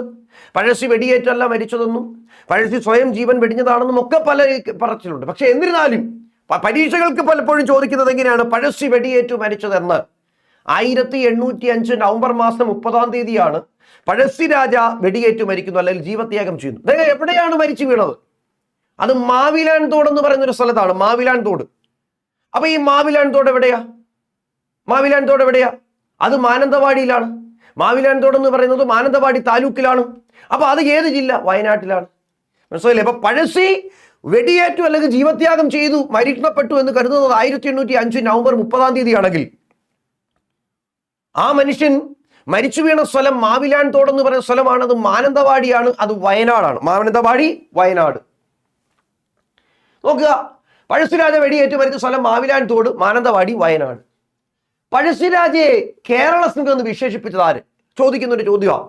പഴശ്ശിരാജ അറിയപ്പെടുന്ന പേരുകൾ, കുറെ പേരുകളുണ്ട്. ഒന്ന് കേരള സിംഹം, മറ്റൊരു പേരാണ് പുരളിശമൻ. അപ്പൊ കേരള സിംഹമെന്നും പുരളിശമൻ എന്നും ഒക്കെ അറിയപ്പെടുന്ന മനുഷ്യനാണ് ആരാ? പഴശ്ശി രാജാവ്. അതിൽ ഈ കേരള സിംഹം എന്ന അദ്ദേഹത്തെ വിശേഷിപ്പിച്ചത് ആരാണ്? സർദാർ KM പണിക്കറാണ്. കാരണം അദ്ദേഹത്തിന്റെ ഒരു പുസ്തകമുണ്ട്, കേരള സിംഹം. കാരണം സർദാർ KM പണിക്കർ എഴുതിയ പുസ്തകത്തിന്റെ പേരാണ് എന്താണ്? കേരള സിംഹം. എന്താണ് കേരള സിംഹം എന്ന പുസ്തകം രചിച്ചത് ആര്? സർദാർ KM പണിക്കരാണ്. അപ്പൊ ഈ കേരള സിംഹം എന്ന പുസ്തകം രചിച്ചത് ആർക്ക് വേണ്ടി? പഴശ്ശിയുടെ ചരിത്രം പറയുന്ന, പഴശ്ശിയുടെ ജീവിതത്തിന്റെ കഥ പറയുന്ന പുസ്തകത്തിന്റെ പേരാണ് കേരള സിംഹമെങ്കിൽ, ആ പുസ്തകത്തിലൂടെയാണ് പഴശ്ശി രാജാവിനെ സർദാർ KM പണിക്കർ എന്ത് പേരിൽ വിളിച്ചത്? കേരള സിംഹമേ എന്ന്. മനസ്സിലായില്ലേ? അപ്പൊ അതും പ്രീവിയസാ. കേരള സിംഹം എന്നറിയപ്പെടുന്ന ഭരണാധികാരി ആര്? പഴശ്ശി. അങ്ങനെ വിശേഷിപ്പിച്ചത് ആര്? സർദാർ KM പണിക്കർ. അദ്ദേഹത്തെ എതിലൂടെ വിശേഷിപ്പിച്ചു? അദ്ദേഹത്തിന്റെ പുസ്തകത്തിലൂടെ. ആ പുസ്തകത്തിന്റെ പേരെന്തോ? അത് കേരള സിംഹം എന്നാണ്. മനസ്സിലായില്ലേ? ഇനി അടുത്തത് നമ്മൾ പറഞ്ഞു തലക്കൽ ചന്തു. നമുക്കറിയാം പഴശ്ശി വിപ്ലവത്തിലെ പ്രധാനപ്പെട്ട ഒരു മനുഷ്യന്റെ പേരാണ് തലക്കൽ ചന്തു. അപ്പൊ ആ തലക്കൽ ചന്തു മരണപ്പെടുകയല്ല, ബ്രിട്ടീഷ് ഈസ്റ്റ് ഇന്ത്യ കമ്പനി അദ്ദേഹത്തെ പിടികൂടി വധിക്കുകയാണ്, തൂക്കിക്കൊല്ലുകയാണ്. അപ്പൊ അദ്ദേഹം വധിക്കപ്പെട്ട സ്ഥലം പനമരത്താ. കാരണം അദ്ദേഹം പനമരം കോട്ട പിടിച്ചെടുത്ത പ്രധാനപ്പെട്ട വ്യക്തിയാണല്ലോ. അപ്പൊ അദ്ദേഹത്തെ ബ്രിട്ടീഷ് ഈസ്റ്റ് ഇന്ത്യ കമ്പനി പിടിച്ചുകൊണ്ട് പോയി പനമരത്തെ കോട്ടയ്ക്ക് സമയം കൊണ്ട് തൂക്കിക്കൊന്നു. തുടർന്ന് എന്ത് ചെയ്തു? ഈ പനമരത്ത് തന്നെ അദ്ദേഹത്തിന് എന്ത് ചെയ്തു മക്കളെ? ഒരു സ്മാരകം പണി കഴിപ്പിച്ചു. അതും ചോദ്യമാ. എന്താണ്? തലക്കൽ ചന്തുവിന്റെ സ്മാരകം സ്ഥിതി ചെയ്യുന്നത് എവിടെ? അത് പനമരത്താണ്. പനമരം എവിടെ? അത് വയനാടാ. മനസ്സിലായില്ലേ? പനമരം, വയനാട്. അപ്പൊ തലക്കൽ ചന്തു സ്മാരകം സ്ഥിതി ചെയ്യുന്നത് പനമരമാണ്. അത് എവിടെയാന്ന് ചോദിച്ചാൽ അതെവിടെയാ? അത് പിന്നെ എവിടെയാണെന്ന് ചോദിച്ചാൽ അതും വയനാടാണ്. പനമരം വയനാടാണ്. ഓക്കെ അല്ലേ? ഇനി നോക്കാം, അത് തലക്കൽ ചന്തുവിന്റെ സ്മാരകമാണ് പനമരമെങ്കിൽ, വയനാട്ടിലെങ്കിൽ പഴശ്ശി സ്മാരകം സ്ഥിതി ചെയ്യുന്നത് എവിടെയാണ്? പഴശ്ശി സ്മാരകം എപ്പോഴും ചോദിക്കുന്ന ഒരു പഴശ്ശി സ്മാരകം അത് മാനന്തവാടിയിലാണ്. പഴശ്ശിയുടെ സ്മാരകം മാനന്തവാടി, വയനാട്. പഴശ്ശി മ്യൂസിയം എവിടെയാണ്? കോഴിക്കോട്. കോഴിക്കോടെന്ന് മാത്രം പഠിക്കരുത്, ഈസ്റ്റ് ഹില്ലെന്ന് കൂടെ പഠിക്കണം. കാരണം ഈസ്റ്റ് ഹില്ലും ഉണ്ട്, അവിടെ വെസ്റ്റ് ഹില്ലും ഉണ്ട്. അപ്പൊ കോഴിക്കോട് ഈസ്റ്റ് ഹില്ലാണ് പഴശ്ശിയുടെ പേരിലുള്ള മ്യൂസിയം സ്ഥിതി ചെയ്യുന്നത്. അപ്പൊ തലക്കൽ ചന്തുവിന്റെ സ്മാരകം പനമരമാണ് വയനാടെങ്കിൽ, പഴശ്ശിയുടെ സ്മാരകം മാനന്തവാടിയാണെങ്കിൽ, പഴശ്ശിയുടെ പേരുള്ള മ്യൂസിയം സ്ഥിതി ചെയ്യുന്നത് കോഴിക്കോട് ഈസ്റ്റ് ഹില്ലാണ്. Kozhikode east hill. Pazhassi dam സ്ഥിതി ചെയ്യുന്നത് എവിടെയാണ്? വളപട്ടണം പുഴയിലാണ്. വളപട്ടണം പുഴ കർണാടകയിൽ നിന്ന് ഉത്ഭവിച്ച് കേരളത്തിലേക്ക് ഒഴുകുന്ന ഒരു നദിയാണ് വളപട്ടണം പുഴ. അപ്പൊ ഈ വളപട്ടണം പുഴ എവിടെ? കണ്ണൂരാണ്. അപ്പൊ ആ വളപട്ടണം പുഴയ്ക്ക് കുറുകെയാണ് പഴശ്ശി ഡാം പണി കഴിപ്പിച്ചു. അതൊക്കെ ഒരുപാട് തവണ ചോദിച്ചു കേട്ടോ. പഴശ്ശി ഗുഹ എവിടെയാ? അത് മലപ്പുറം. പഴശ്ശി കോളേജ് എവിടെയാ? അത് പുൽപ്പള്ളിയിലും ഉണ്ട്, മട്ടന്നൂരും ഉണ്ട്. വയനാട് പുൽപ്പള്ളിയിലും ഉണ്ട്, കണ്ണൂർ ജില്ലയിലെ മട്ടന്നൂരിലും പഴശ്ശി കോളേജുകൾ സ്ഥിതി ചെയ്യുന്നു. അപ്പോൾ പഴശ്ശിയുടെ പേരിലുള്ള സ്മാരകം എവിടെ എന്ന് ചോദിച്ചു കഴിഞ്ഞാൽ അത് മാനന്തവാടിയിലാണ്. അദ്ദേഹം മരണപ്പെട്ട സ്ഥലമായ മാനന്തവാടിയിൽ തന്നെയാണ് പഴശ്ശി സ്മാരകം. മനസ്സിലായില്ലേ? പഴശ്ശി സ്മാരകം മാനന്തവാടിയാണ്. എന്നാൽ പഴശ്ശിയുടെ പേരിലുള്ള കോളേജ് എവിടെയെന്ന് ചോദിച്ചാൽ അത് പുൽപ്പള്ളിയിലും മട്ടന്നൂരിലും ഉണ്ട്. പുൽപ്പള്ളി വയനാടാണ്, മട്ടന്നൂർ കണ്ണൂരാണ്. പഴശ്ശി ഗുഹ മലപ്പുറമാണ്. പഴശ്ശി ഡാം വളപട്ടണം പുഴയിലാണ്. വളപട്ടണം പുഴ കണ്ണൂര്. വളപട്ടണമൊക്കെ എപ്പോഴും ചോദിക്കുന്നതാണ്. കേരളത്തിലെ ഏറ്റവും വിസ്തീർണം കുറഞ്ഞ ഗ്രാമപഞ്ചായത്താണ്. നമുക്കറിയാം കേരളത്തിൽ 941 ഗ്രാമപഞ്ചായത്തുകളാണുള്ളത്. അതിൽ ഏറ്റവും വിസ്തീർണം കൂടിയത് കുമളിയാണ്. ഇടുക്കി ജില്ലയിലെ കുമളിയാണ് ഗ്രാമപഞ്ചായത്ത്, വിസ്തീർണം കൂടിയ ഗ്രാമപഞ്ചായത്ത്. എന്നാൽ വിസ്തീർണം കുറഞ്ഞ കേരളത്തിലെ ഗ്രാമപഞ്ചായത്ത് എന്ന് പറയുന്നത് വളപട്ടണമാണ്, കണ്ണൂര്. അപ്പൊ പഴശ്ശി മ്യൂസിയം എവിടെയെന്ന് ചോദിച്ചാൽ അത് കോഴിക്കോട് ഈസ്റ്റ് ഹില്ലിലും. അപ്പൊ ഞാൻ പറഞ്ഞു ഈസ്റ്റ് ഹില്ലും തന്നെ പഠിക്കണം, വെസ്റ്റ് ഹില്ലുണ്ട്. പഴശ്ശി സ്മാരകം ചോദിച്ചാൽ അത് മാനന്തവാടിയിലുണ്ട്. അപ്പൊ നമ്മളിപ്പോൾ കൈകാര്യം ചെയ്തത് പഴശ്ശി വിപ്ലവമാണ് പഠിച്ചത്. പഴശ്ശി വിപ്ലവം എന്താണ്? പഴശ്ശി വിപ്ലവം അതായത് ബ്രിട്ടീഷ് ഈസ്റ്റ് ഇന്ത്യ കമ്പനിക്കെതിരെ അങ്ങ് മലബാറിന്റെ മണ്ണിൽ, അല്ലെങ്കിൽ ഇന്നത്തെ കണ്ണൂർ, വയനാട് അതിശക്തമായി ബ്രിട്ടീഷുകാർക്കെതിരെ പോരാടിയ ധീരദേശാഭിമാനിയുടെ പേരാണ് പഴശ്ശി രാജ. 2 പഴശ്ശി കലാപങ്ങൾ നമ്മൾ കണ്ടു. 1793 തൊട്ട് 97 വരെ, 1800 തൊട്ട് 805 വരെ. പഴശ്ശി കലാപങ്ങൾക്ക് നേതൃത്വം നൽകിയ വ്യക്തിയുടെ പേര് Kottayam Keralavarma Pazhassiraja. He belongs to which dynasty എന്ന് വെച്ചാൽ കോട്ടയം ഡൈനാസ്റ്റി. ഒന്നാം പഴശ്ശി കലാപത്തിന്റെ കാലഘട്ടം 1793 ടു 1897. പഴശ്ശി കലാപങ്ങളുടെ കേന്ദ്രമെന്നോ ഒന്നാം പഴശ്ശി കലാപത്തിന്റെ കേന്ദ്രമെന്ന് ചോദിച്ചാൽ അത് പുരളിമലയാണ്. ചോദിക്കാം, പുരളിമലയും പൈതൽ മലയും എന്നൊക്കെ പറയുന്ന മലകളുണ്ട്. ശരി, ആ മലകൾ ഏത് ജില്ലയെന്ന് വെച്ചാൽ അത് ഇന്നത്തെ കണ്ണൂർ ജില്ലയാണ്. അപ്പൊ അങ്ങനെ ഒന്നാം പഴശ്ശി കലാപത്തിന്റെ കാരണം ചോദിച്ചാൽ ബ്രിട്ടീഷുകാരുടെ തെറ്റായ നികുതി നയമാണ് ഒന്നാം പഴശ്ശി കലാപത്തിന്റെ കാരണം. അങ്ങനെ ഒന്നാം പഴശ്ശി കലാപം 97 അവസാനിക്കുമ്പോൾ പഴശ്ശിക്ക രാജാവിനും ബ്രിട്ടീഷുകാർക്കും മധ്യ ഇടനിലക്കാരനായി നിന്ന വ്യക്തിയാണ് ചിറക്കൽ തമ്പുരാൻ, ചിറക്കൽ രാജാവ്.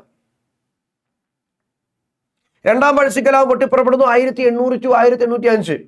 Reason behind the second Pazhassi rebellion that is try to annex Wayanad. ബ്രിട്ടീഷുകാർ വയനാട് പിടിച്ചെടുക്കാൻ ശ്രമിച്ചതാണ് രണ്ടാം പഴശ്ശി കലാപത്തിന്റെ പ്രധാനപ്പെട്ട കാരണങ്ങളിൽ ഒന്ന്. ഇനി ഈ രണ്ടാം പഴശ്ശി കലാപത്തെ തുടർന്ന് ഈ പറഞ്ഞ ബ്രിട്ടീഷ് ഈസ്റ്റ് ഇന്ത്യ കമ്പനി പഴശ്ശിയെ പിടികൂടുവാൻ എന്ത് ചെയ്യുന്നു? ഒരു വ്യക്തിയെ ഇറക്കുമതി ചെയ്യുന്നു, ഒരു ബ്രിട്ടീഷ് പട്ടാള മേധാവി ഇറക്കുമതി ചെയ്യുന്നു. അദ്ദേഹത്തിന്റെ പേര് ആർതർ വെല്ലസ്ലി എന്നാണ്. അദ്ദേഹം പഴശ്ശിയെ പിടികൂടാനായി ഒരു സൈനിക സംഘം രൂപീകരിക്കുന്നു. ആ സൈനിക സംഘത്തിന്റെ പേരാണ് കോൽക്കാർ.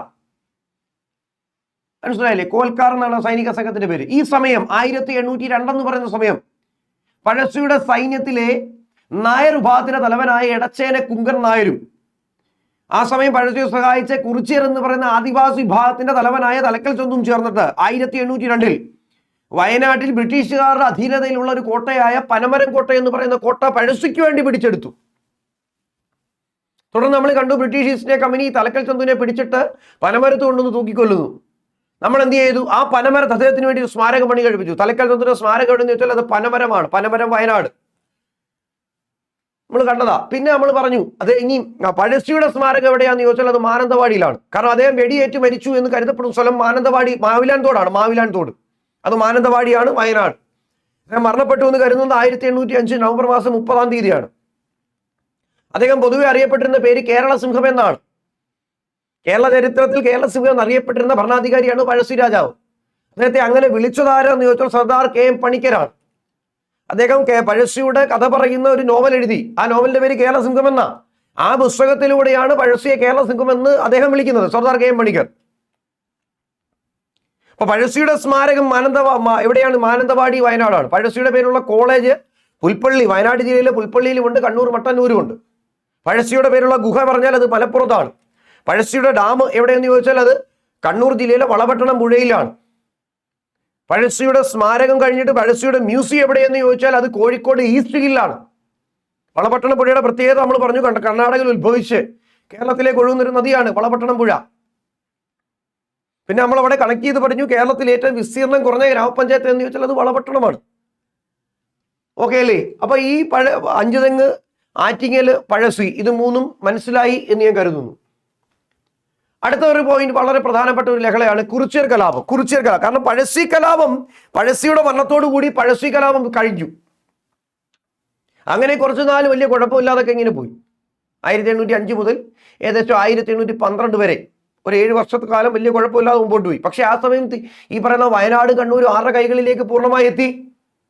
ആരുടെ കൈകളിലേക്ക് എത്തി? ബ്രിട്ടീഷ് ഈസ്റ്റ് ഇന്ത്യ കമ്പനിയുടെ കൈകളിലേക്ക് എത്തി. അങ്ങനെ ഇരിക്കുമ്പോഴാണ് കുറിച്യർ കലാപം പൊട്ടിപ്പുറപ്പെടുന്നു. അവിടുത്തെ ഏറ്റവും പ്രധാനപ്പെട്ട പോയിന്റ് ഇത് first tribal rebellion against British authorities in Kerala, അങ്ങനെ പറയാം. അല്ലെങ്കിൽ ദക്ഷിണേന്ത്യയിൽ നടന്ന ഏക ഗിരിവർഗ കലാപം നമുക്ക് പറയാം. ഏക ഗിരിവർഗ കലാപം, the one and only tribal rebellion against the British authority of India in south India. അങ്ങനെയും പറയാം. കേരളത്തിൽ ബ്രിട്ടീഷുകാർക്കെതിരെ നടന്ന ആദ്യത്തെ ആദിവാസി കലാപമൊന്നും തെക്കേ ഇന്ത്യയിൽ ബ്രിട്ടീഷുകാർക്കെതിരെ നടന്ന ഏക ആദിവാസി കലാപം എന്നൊക്കെ വേണമെങ്കിൽ നമുക്ക് ഏതിനെ വിശേഷിപ്പിക്കാം? കുറിച്യർ കലാപത്തെ വിശേഷിപ്പിക്കാം. അപ്പൊ കുറിച്യർ കലാപം പൊട്ടിപ്പുറപ്പെട്ടത് 1812 കൃത്യമായി പറഞ്ഞാൽ 1812 മാർച്ച് 25 തീയതിയാണ്. 1812 മാർച്ച് 25, 1812 മാർച്ച് 25, മാർച്ച് 25 തീയതിയാണ് കുറിച്യർ കലാപം പൊട്ടിപ്പുറപ്പെടുന്നത്. അപ്പൊ ഈ പറയുന്ന കുറിച്യർ ലഹള നടന്നത് ഏത് ജില്ലയിലാണെന്ന് ചോദിച്ചാൽ അത് വയനാട്ടിലാണ്. നമുക്കറിയാം കുറിച്യർ കലാപം നടക്കുന്ന ജില്ല വയനാടാണ്. അത് ഓർമ്മയിലിരിക്കുക. കുറിച്യർ കലാപം ഏത് ജില്ലയല്ല, വയനാട്ടിലാണ്. ഇനി എന്താണ് ഇതിന്റെ പിന്നിലെ കാരണം? ഇതും ഒന്നാം പഴശ്ശി കലാപം പോലെ തന്നെ ബ്രിട്ടീഷുകാരുടെ തെറ്റായ നികുതി നയമായിരുന്നു. ഇപ്പൊ ബ്രിട്ടീഷുകാരുടെ തെറ്റായ നികുതി നയമാണ് ഈ കുറിച്യർ കലാപത്തിലേക്കും നയിച്ച പ്രധാനപ്പെട്ട കാരണം. അപ്പൊ അതിന്റെ പിന്നിൽ ഒരു മനുഷ്യനുണ്ട്, the man who behind the Kurichiyar agitation. അപ്പൊ ഈ കുറിച്യർ കലാപത്തിന്റെ പിന്നിലെ പ്രധാനപ്പെട്ട വ്യക്തിയുടെ പേരാണ് തോമസ് വാർഡൻ എന്നാണ്. Thomas Warden. ഇപ്പൊ മറക്കരുതിരിക്കുക, കുറിച്യർ കലാപത്തിന്റെ പ്രധാന വ്യക്തി, അതായത് കുറിച്യർ കലാപത്തിന്റെ കാരണക്കാരൻ എന്ന് പറയുന്നത് ഒരു ബ്രിട്ടീഷ് ഉദ്യോഗസ്ഥനാണ്, തോമസ് വാർഡനാണ്. അപ്പൊ അദ്ദേഹമാണ് പുതുക്കിയ നികുതി സമ്പ്രദായം കൊണ്ടുവന്നു. അത് കുറിച്യർക്കും കുറുമ്പർക്കും, അതായത് പഴശ്ശിയുടെ സൈന്യത്തിലെ പ്രധാനികളായ കുറിച്യരും കുറുമ്പരും ഉൾപ്പെട്ട സമരത്തിന്റെ പേരാണ് കുറിച്യർ കലാപം. കുറിച്യർ കലാപം എന്ന് പറയുമ്പോൾ കുറിച്യര് മാത്രമല്ല, പഴശ്ശിയുടെ സൈന്യത്തിലെ പ്രധാനികളായ കുറിച്യരും കുറുമ്പരും ഉൾപ്പെട്ട സമരം ഏതാണോ ആ സമരത്തിന്റെ പേര് കുറിച്യർ കലാപം എന്നാണ്. അത് പൊട്ടിപ്പുറപ്പെടുന്നത് 1812 മാർച്ച് മാസം 25 തീയതിയാണ്. അത് ഏത് ജില്ലയിലാണെന്ന് ചോദിച്ചാൽ അത് വയനാട്ടിലാണ്. എന്താണ് കാരണമെന്ന് ചോദിച്ചു കഴിഞ്ഞാൽ ബ്രിട്ടീഷുകാരുടെ തെറ്റായ നികുതി നയമാണ്. അപ്പൊ ബ്രിട്ടീഷുകാരുടെ ആ തെറ്റായ നികുതി നയം നടപ്പിലാക്കി ഉദ്യോഗസ്ഥൻ ആരെന്ന് ചോദിച്ചാൽ അത് തോമസ് വാർഡനാണ്. ഇനി കുറിച്യർ ലഹളയുടെ പ്രധാന നേതാവ് ആര്? അത് രാമനമ്പിയാണ്. കുറിച്യർ കലാപത്തിന്റെ പ്രധാന നേതാവ് ദാറ്റ് ഈസ് രാമനമ്പി. ഒരുപാട് പരീക്ഷകളിൽ ചോദിച്ചു തടംപിച്ച ഒരു ചോദ്യമാണ് കുറിച്യർ കലാപത്തിന്റെ നേതാവ് ആര്. എന്നിട്ട് ഓപ്ഷനിൽ തലക്കൽ ചന്തുവും കൊടുക്കും. അവിടെയാണ് നമുക്ക് തെറ്റുന്നത്. അപ്പൊ കുറിച്യർ കലാപത്തിന്റെ പ്രധാന നേതാവാണെന്ന് ചോദിച്ചിട്ട് തലക്കൽ ചന്തു കൊടുക്കും. മനസ്സിലാക്കണം, പഴശ്ശി കലാപ സമയത്തെ കുറിച്യർ നേതാവാണ് തലക്കൽ ചന്തു. അല്ലാതെ കുറിച്യർ കലാപ സമയത്തെ പ്രധാന നേതാവ് എന്ന് ചോദിക്കുമ്പോൾ കുറിച്യർ കലാപം എന്ന് പറയുന്നത് 1812 അന്ന് തലക്കൽ ചന്തു ഇല്ല, അദ്ദേഹം മരണപ്പെട്ടു. അത് രാമനമ്പിയാണ്. SCRT ഒക്കെ പാഠപുസ്തകത്തിൽ എടുത്തു കൊടുത്തിട്ടുള്ള പോയിന്റാണ് രാമനമ്പി.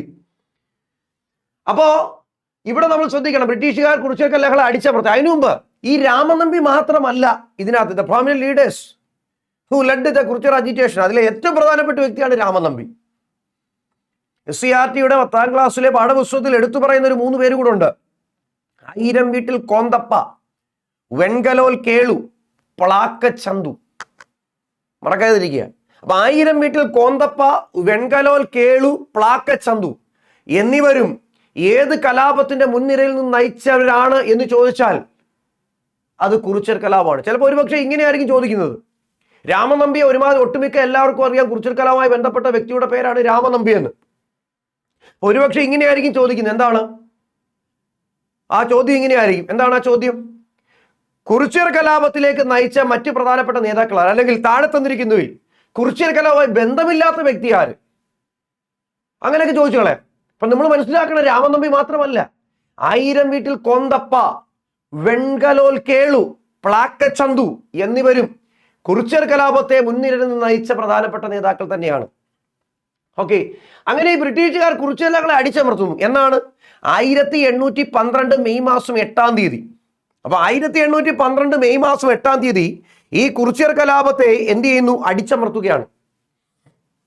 കുറിച്യർ കലാപത്തെ അടിച്ചമർത്തുന്നു 1812 മെയ് മാസം 8-ാം തീയതി ബ്രിട്ടീഷ് ഈസ്റ്റ് ഇന്ത്യ കമ്പനി അടിച്ചമർത്തി. നോക്കുക, ഈ കുറിച്യർ ലഹളയ്ക്ക് ഒരു മുദ്രാവാക്യമുണ്ട്. എന്താണ് ആ മുദ്രാവാക്യം? വട്ടത്തൊപ്പിക്കാരെ പുറത്താക്കുക. കാരണം വട്ടത്തൊപ്പിക്കാര്, ചീമക്കാര്, വെള്ളക്കാര് എന്നൊക്കെ പറഞ്ഞിരുന്നത് ബ്രിട്ടീഷുകാരെയാണ്. ലാന്തക്കാർ എന്ന് പറഞ്ഞാൽ ഡച്ചുകാരാണ്. പറങ്കികൾ എന്നറിയപ്പെട്ടിരുന്ന കാലഘട്ടത്തിൽ പോർച്ചുഗീസുകാരെയാണ്. പറങ്കികൾ എന്നറിയപ്പെടുന്നത് പോർച്ചുഗീസ്. അപ്പൊ മറക്കാതിരിക്കുക. അപ്പൊ വട്ടത്തൊപ്പിക്കാരെ പുറത്താക്കുക. വട്ടത്തൊപ്പിക്കാരെന്ന് പറഞ്ഞാൽ ആരാ? ബ്രിട്ടീഷ് ഈസ്റ്റ് ഇന്ത്യ കമ്പനിയെ പറയുകയാണ്. അപ്പൊ ഈ വട്ടത്തൊപ്പിക്കാരെ പുറത്താക്കുക എന്നത് ഏത് കലാപവുമായി ബന്ധപ്പെട്ട മുദ്രാവാക്യം, അല്ലെങ്കിൽ വട്ടത്തൊപ്പിക്കാരെ പുറത്താക്കുക എന്നത് എന്തുമായി ബന്ധപ്പെട്ടിരിക്കുന്നു, ഏത് കലാപവുമായി ബന്ധപ്പെട്ടിരിക്കുന്നു ചോദിച്ചാൽ അത് കുറിച്യർ കലാപവുമായി ബന്ധപ്പെട്ടതാണ്. വട്ടത്തൊപ്പിക്കാരെ പുറത്താക്കുക. ഓക്കെ അല്ലേ? അപ്പൊ നമ്മൾ പറഞ്ഞത് കുറിച്യർ കലാപത്തെ കുറിച്ചാണ്. നമ്മൾ പറഞ്ഞു കേരളത്തിൽ ബ്രിട്ടീഷുകാർക്ക് നടന്ന ആദ്യത്തെ ആദിവാസി കലാപത്തിന്റെ പേരാണ് കുറിച്യർ കലാപം. അതുപോലെ നമ്മൾ പറഞ്ഞു ദക്ഷിണയിൽ നടന്ന ഏക ഗിരിവർഗ കലാപം എന്ന് വെച്ചാൽ കുറിച്യർ കലാപമാണ്. പൊട്ടിപ്പുറപ്പെട്ടത് 1812 മാർച്ച് 25. കുറിച്യർ കലാപം നടന്ന ജില്ല ചോദിച്ചാൽ വയനാട്. പഴശ്ശിയുടെ സൈന്യത്തിലെ പ്രധാനികളായ കുറിച്യരും കുറുമ്പരും ഉൾപ്പെട്ട സമരമാണ് കുറിച്യർ കലാപം. പഴശ്ശിയുടെ സൈന്യത്തിലെ പ്രധാനികളായ കുറിച്യരും കുറുമ്പരും ഉൾപ്പെട്ട സമരമാണ് കുറിച്യർ കലാപം. മറക്കരുത്, ഒരിക്കലും മറക്കാതിരിക്കുക. പഴശ്ശിയുടെ സൈന്യത്തിലെ പ്രധാനികളായ കുറിച്യരും കുറുമ്പരും ഉൾപ്പെട്ട സമരം ഏതോന്ന് ചോദിച്ചാൽ അത് കുറിച്യർ കലാപമാണ്. കുറിച്യർ കലാപത്തിലെ പ്രധാന നേതാവ് എന്ന് പറയുന്നത് രാമനമ്പിയാണെങ്കിൽ അദ്ദേഹത്തോടൊപ്പം നയിച്ച മറ്റ് നേതാക്കന്മാരാണ് ആയിരം വീട്ടിൽ കോന്തപ്പ, വെൺകലോൽ കേളു, പ്ലാക്കച്ചന്തു എന്നിവർ. കുറിച്യർ കലാപത്തിന്റെ കാരണം എന്ന് പറയുന്നത് ബ്രിട്ടീഷുകാർ തെറ്റായ നികുതി നയമാണെങ്കിൽ ആ നികുതി സമ്പ്രദായം നടപ്പിലാക്കി കുറിച്യർ കലാപത്തിലേക്ക് വഴിവെച്ച ആ ബ്രിട്ടീഷ് ഉദ്യോഗസ്ഥന്റെ പേര് തോമസ് വാർഡൻ എന്നാണ്. നമ്മൾ വേറൊരു തോമസിനെ പഠിച്ചു, തോമസ് ഹാർവേ ബാബർ. അവിടെ ഒരു പോയിന്റ് കൂടി തരാം. പഴശ്ശി കലാപ സമയത്തും ഈ പറയുന്ന കുറിച്യർ കലാപ സമയത്തും തലശ്ശേരിയുടെ സബ് കളക്ടർ ആയിരുന്ന വ്യക്തിയാണ് തോമസ് ഹാർവേ ബാബർ. മറക്കരുത്, പഴശ്ശി കലാപ സമയത്തും ഈ കുറിച്യർ കലാപ സമയത്തും തലശ്ശേരിയുടെ സബ് കളക്ടർ അന്നേരം ആര് തന്നെയാണ്? തോമസ് ഹാർവേ ബാബറാണ്. അങ്ങനെ കുറിച്യർ കലാപം അടിച്ചമർത്തിയത് 1812 മെയ് 8-ാം തീയതിയാണ്. വട്ടത്തൊപ്പിക്കാരെ പുറത്താക്കുക എന്നത് ഏത് കലാവുമായി ബന്ധപ്പെട്ട മുദ്രാവാക്യം എന്ന് വെച്ചാൽ അത് കുറിച്യർ കലാവുമായി ബന്ധപ്പെട്ട മുദ്രാവാക്യം. കാരണം വട്ടത്തൊപ്പിക്കാര്, ക്ഷീമക്കാര്, വെള്ളക്കാരെന്നൊക്കെ അറിയപ്പെട്ടത് ബ്രിട്ടീഷ് ഈസ്റ്റ് ഇന്ത്യ കമ്പനിക്കാരെയാണ്. അപ്പോൾ അഞ്ചുതെങ്ങ് കലാപം, ആറ്റിങ്ങൽ കലാപം, പഴശ്ശി കലാപം, ഇപ്പോൾ നമ്മൾ കുറിച്യർ കലാപം പഠിച്ചു. അപ്പോൾ ഇത്രയും കലാപങ്ങൾ നിങ്ങൾക്ക് മനസ്സിലായി എന്ന് ഞാൻ വിശ്വസിക്കുകയാണ്. ഓക്കെ അല്ലേ? നമുക്ക് അടുത്ത കലാപത്തിലേക്ക് പോവാം. അടുത്ത നോക്കിക്കേ, മലബാർ കലാപമാണ്. മലബാർ കലാപം വളരെ പ്രധാനപ്പെട്ട ഒരു സംഭവം തന്നെയാണ് മലബാർ കലാപം. നോക്കിക്കേ, ഖിലാഫത്ത് സമരവുമായി ബന്ധപ്പെട്ട് കേരളത്തിൽ നടന്ന കലാപമാണ് മാപ്പിള ലഹള അല്ലെങ്കിൽ മലബാർ കലാപം എന്നറിയപ്പെടുന്നു. ഖിലാഫത്ത് സമരം. അപ്പൊ നമുക്കറിയാം ഖിലാഫത്ത് സമരം, ആ ഖിലാഫത്ത് സമരവുമായി ബന്ധപ്പെട്ടിട്ടാണ് ഗാന്ധിജിയുടെ 2ാം കേരള സന്ദർശനം ഒക്കെ എന്ന് പറയുന്നത് ഖിലാഫത്ത് സമരവുമായി ബന്ധപ്പെട്ടിട്ടാണ്. 2 വൈക്കം സത്യാഗ്രഹം. 1920, പിന്നീട് 1925, പിന്നെ 1927, 1934, 1937, ഇങ്ങനെ 5 വട്ടമാണ് മഹാത്മാഗാന്ധിജി കേരളത്തിൽ വരുന്നത്. 5 തവണയാണ് ഗാന്ധി കേരളം കണ്ടത്. അപ്പോൾ ഗാന്ധിയുടെ 1ാം കേരള സന്ദർശനം ഖിലാഫത്ത് സമരവുമായി ബന്ധപ്പെട്ടാണ്. പോട്ടെ, അപ്പോൾ ഖിലാഫത്ത് സമരവുമായി ബന്ധപ്പെട്ട് കേരളത്തിൽ നടന്ന കലാപമാണ് മലബാർ കലാപം അല്ലെങ്കിൽ മാപ്പിള ലഹള എന്നറിയപ്പെടുന്നത്. മലബാർ കലാപത്തിന്റെ പെട്ടെന്നുണ്ടായ കാരണം എന്താണ്? ദ ഇമ്മീഡിയറ്റ് റീസൺ ചോദിച്ചാൽ പൂക്കോട്ടൂർ കലാപം എന്ന് പറയും, അല്ലെങ്കിൽ പൂക്കോട്ടൂർ ലഹള എന്നും പറയും. അതായത് പൂക്കോട്ടൂരിലെ രാജാവുണ്ട്, പൂക്കോട്ടൂരിലെ ഒരു രാജാവുണ്ട്, നാടുവാഴി. അദ്ദേഹത്തിന്റെ പിന്നെ കിരീടവും പിന്നീട് അദ്ദേഹത്തിന്റെ തോക്കും മറ്റു സംഭവങ്ങളും ഒക്കെ മോഷണം പോയി. അപ്പൊ അതുമായി ബന്ധപ്പെട്ടിട്ട് നടന്ന ഒരു കലാപമാണ് പൂക്കോട്ടൂർ കലാപം. അപ്പൊ മലബാർ കലാപത്തിന്റെ പെട്ടെന്നുണ്ടായ കാരണമെന്നറിയപ്പെടുന്നത് പൂക്കോട്ടൂർ കലാപം എന്നാണ് പറയപ്പെടുന്നത്. പൂക്കോട്ടൂർ കലാപം അല്ലെങ്കിൽ പൂക്കോട്ടൂർ ലഹളയാണ് മലബാർ കലാപത്തിന് പെട്ടെന്നുണ്ടായ ഒരു കാരണം. അപ്പൊ ഈ മലബാർ കലാപം ആരംഭിച്ചത് എന്നാണ് 1921 1921. അപ്പൊ 1921 ഈ മലബാർ കലാപം പൊട്ടിപ്പുറപ്പെടുന്നു. അപ്പോൾ ഖിലാഫത്ത് സമരവുമായി ബന്ധപ്പെട്ട് നടന്ന ഒരു കേരളത്തിൽ നടന്ന കലാപമാണ് മലബാർ കലാപം അല്ലെങ്കിൽ മാപ്പിള ലഹള എന്നറിയപ്പെടുന്നത്.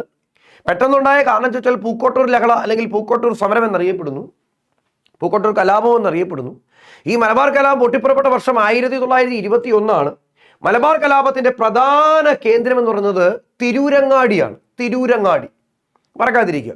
ഇപ്പൊ മലബാർ ലഹളയുടെ പ്രധാന കേന്ദ്രം എന്നറിയപ്പെടുന്നത് തിരൂരങ്ങാടിയാണ്. തിരൂരങ്ങാടി മലപ്പുറം ജില്ലയിലെ തിരൂരങ്ങാടിയാണ് മലബാർ ലഹള അല്ലെങ്കിൽ മാപ്പിള ലഹളയുടെ പ്രധാനപ്പെട്ട കേന്ദ്രം, ദ മെയിൻ സെന്റർ. മാപ്പിള ലഹള അല്ലെ 1921 പൊട്ടിപ്പുറപ്പെട്ട മാപ്പിള ലഹള അല്ലെങ്കിൽ മലബാർ കലാപത്തിന്റെ പ്രധാന കേന്ദ്രം എന്നറിയപ്പെടുന്നത് തിരൂരങ്ങാടിയാണ്, മലപ്പുറം ജില്ലയിലെ തിരൂരങ്ങാടി. ഓക്കെ അല്ലേ? മലപ്പുറം ജില്ലയിലെ തിരൂരങ്ങാടി. അടുത്ത് നോക്കുക, മലബാർ കലാപത്തിന്റെ പ്രധാനപ്പെട്ട നേതാക്കൾ ആരാണ്? അപ്പൊ ഇവിടെ ശ്രദ്ധിക്കേണ്ട ഒരു കാര്യം, മലബാർ കലാപത്തിന്റെ പ്രധാന നേതാക്കൾ എന്നതിലുപരി പ്രധാനപ്പെട്ട നേതാവാണ് വാര്യംകുന്നത്ത് കുഞ്ഞഹമ്മദ് ഹാജി. മനസ്സിലായില്ലേ? വാര്യംകുന്നത്ത് കുഞ്ഞ് അഹമ്മദ് ഹാജി എന്ന് പറയുന്ന വ്യക്തിയാണ് മലബാർ കലാപത്തിലെ പ്രധാനപ്പെട്ട ഒരു നേതാവായി കരുതപ്പെടുന്നു. ഓക്കെ അല്ലേ? മലബാർ കലാപങ്ങളെ കുറിച്ച് അന്വേഷണം നടത്തിയത് ആരാണ്? അപ്പൊ മലബാർ കലാപവുമായി ബന്ധപ്പെട്ട് 2-3 കമ്മീഷനുകളൊക്കെ വരുന്നുണ്ട്. അതിൽ മലബാർ കലാപവുമായി ബന്ധപ്പെട്ട് ശ്രദ്ധിച്ച് കേൾക്കണം, മലബാറിലെ മൊത്ത കലാപങ്ങളെ കുറിച്ച് അന്വേഷണം നടത്തിയത് TL സ്ട്രഞ്ച് കമ്മീഷനാണ്. TL സ്ട്രഞ്ച്. അപ്പോ ശ്രദ്ധിക്കുക, മലബാർ കലാപങ്ങളെ കുറിച്ച് അന്വേഷണം നടത്തിയത് ആരെന്ന് ചോദിച്ചാൽ TL സ്ട്രഞ്ച് ആണ്. അപ്പൊ ഇവിടെ ഈ പറയുന്ന വാര്യംകുന്നത്ത് കുഞ്ഞഹമ്മദ് ഹാജി ഒരാളുകളുണ്ട്, 2-3 പേരുണ്ട്. അതായത് സീതാ കോയ തങ്ങൾ എന്ന് പറയുന്നത്, സീതാ കോയ തങ്ങൾ, ആലി മുസ്ലിയാർ. അപ്പൊ ഇവിടെ മലബാർ കലാപത്തിന്റെ പ്രധാന നേതാക്കൾ എന്ന് കിടക്കുന്നുണ്ടാണ് ഞാൻ പറഞ്ഞത്. ശരിക്കും മലബാർ കലാപത്തിന്റെ പ്രധാനപ്പെട്ട നേതാവ് ഒരു വാര്യംകുന്നത്ത് കുഞ്ഞഹമ്മദ് ഹാജിയാണ്. ഇനി 2 പേരും കൂടെ ഉണ്ട്, നേതാക്കൾ 2 പേരും കൂടെ വരാം. അതാണ് ഒരാൾ സീതി കോയ തങ്ങൾ, ആലി മുസ്ലിയാർ എന്ന് പറയുന്ന വ്യക്തികളും ഈ മലബാർ കലാപത്തിലെ പ്രധാനപ്പെട്ട നേതാക്കൾ തന്നെയാണ്. അപ്പൊ ഈ മലബാറിലെ മൊത്ത കലാപങ്ങളെ കുറിച്ച് അന്വേഷണം നടത്തിയ വ്യക്തി TL സ്ട്രഞ്ച് കമ്മീഷനാണ്. എന്നാൽ മലബാറിലെ മാപ്പിള കലാപങ്ങളെ കുറിച്ച് പഠിക്കാൻ നിയമിച്ച കമ്മീഷൻ ചോദിച്ചാലോ അത് വില്യം ലോഗനാണ്. മനസ്സിലായില്ലേ? William Logan.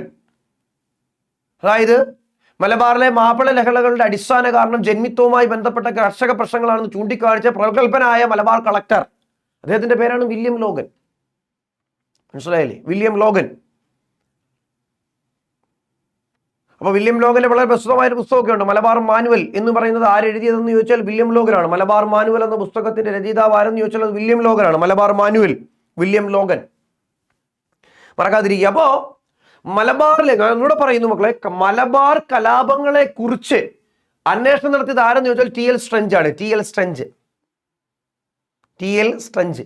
എന്നാൽ മലബാറിലെ മാപ്പിള കലാപങ്ങളെ കുറിച്ച്, മാപ്പിള ലഹളകളെ കുറിച്ച് പഠിക്കാൻ നിയമിച്ച കമ്മീഷനാണ് വില്യം ലോഗൻ. വില്യം ലോഗനാന്ന് പറഞ്ഞാൽ അന്നത്തെ മലബാറിലെ കളക്ടറാ. അദ്ദേഹത്തിന്റെ വളരെ പ്രസിദ്ധമായ ഒരു പുസ്തകമാണ് മലബാർ മാനുവൽ. ഇനി മലബാർ കലാപം പശ്ചാത്തലമാക്കി കുമാരനാശാൻ എഴുതിയ കൃതി ഒരുപാട് പരീക്ഷ ചോദിച്ചാണ്. കൃതി എന്നുള്ളൊരു കവിതയാണത്, ദുരവസ്ഥ. അപ്പൊ മലബാർ കലാപം പശ്ചാത്തലമാക്കി കുമാരനാശാൻ എഴുതിയതാണ് ദുരവസ്ഥ. മറക്കരുത്, ഒരിക്കലും മറക്കരുത്. മലബാർ കലാപം പശ്ചാത്തലമാക്കി കുമാരനാശാൻ രചിച്ചതാണ്. ഏതാണ്? ദുരവസ്ഥ എഴുതിയത് ആരെന്ന് ചോദിച്ചാൽ കുമാരനാശാനാണ്. മലബാർ കലാപം പശ്ചാത്തലമാക്കി സുന്ദരന്മാരും സുന്ദരന്മാരും എന്ന നോവൽ എഴുതി ഉറൂബ്. മലബാർ കലാപം പശ്ചാത്തലമാക്കിയാണ് ഉറൂബ് സുന്ദരികളും സുന്ദരന്മാരും എന്ന നോവൽ എഴുതിയത്. മലബാർ കലാപം പശ്ചാത്തലമാക്കി IV ശശി സംവിധാനം ചെയ്ത സിനിമ 1921. 1921 എന്ന് പറയുന്നത് ആ പടത്തിനകത്ത് മധുവും പിന്നീട് ഭരത് മമ്മൂട്ടിയും ഒക്കെയാണ് അതിൽ അഭിനയിച്ചിരിക്കുന്നത്. അപ്പൊ ആ പടം എന്ന് പറയുന്നത് കറക്റ്റായും മലബാറിൽ നടന്ന മാപ്പിള ലഹളകൾ കൃത്യമായി വരച്ചു കാണിക്കുന്ന ഒരു പടമാണ് 1921 1921. ആ സിനിമയുടെ വളരെ പ്രസിദ്ധനായ സംവിധായകൻ IV ശശിയാണ്. ആ സിനിമയുടെ സംവിധായകൻ. മനസ്സിലായില്ലേ? അപ്പോ മലബാർ കലാപ പശ്ചാത്തലമാക്കി സുന്ദരികളും സുന്ദരന്മാരും എന്ന നോവൽ എഴുതിയത് ഉറൂബാണ്. സുന്ദരികളും സുന്ദരന്മാരും എന്ന പുസ്തകം എഴുതിയത് ഉറൂബാണെങ്കിൽ ദുരവസ്ഥ എന്ന കവിതയുടെ രചയിതാവ് കുമാരനാശാനാണെങ്കിൽ ഇതുമായി ബന്ധപ്പെട്ടാണ് മലബാർ കലാപ പശ്ചാത്തലമാക്കി IV ശശി സംവിധാനം ചെയ്ത സിനിമയാണ് 1921. ഒരുപാട് വേണമെന്ന് ചോദിച്ചതാ.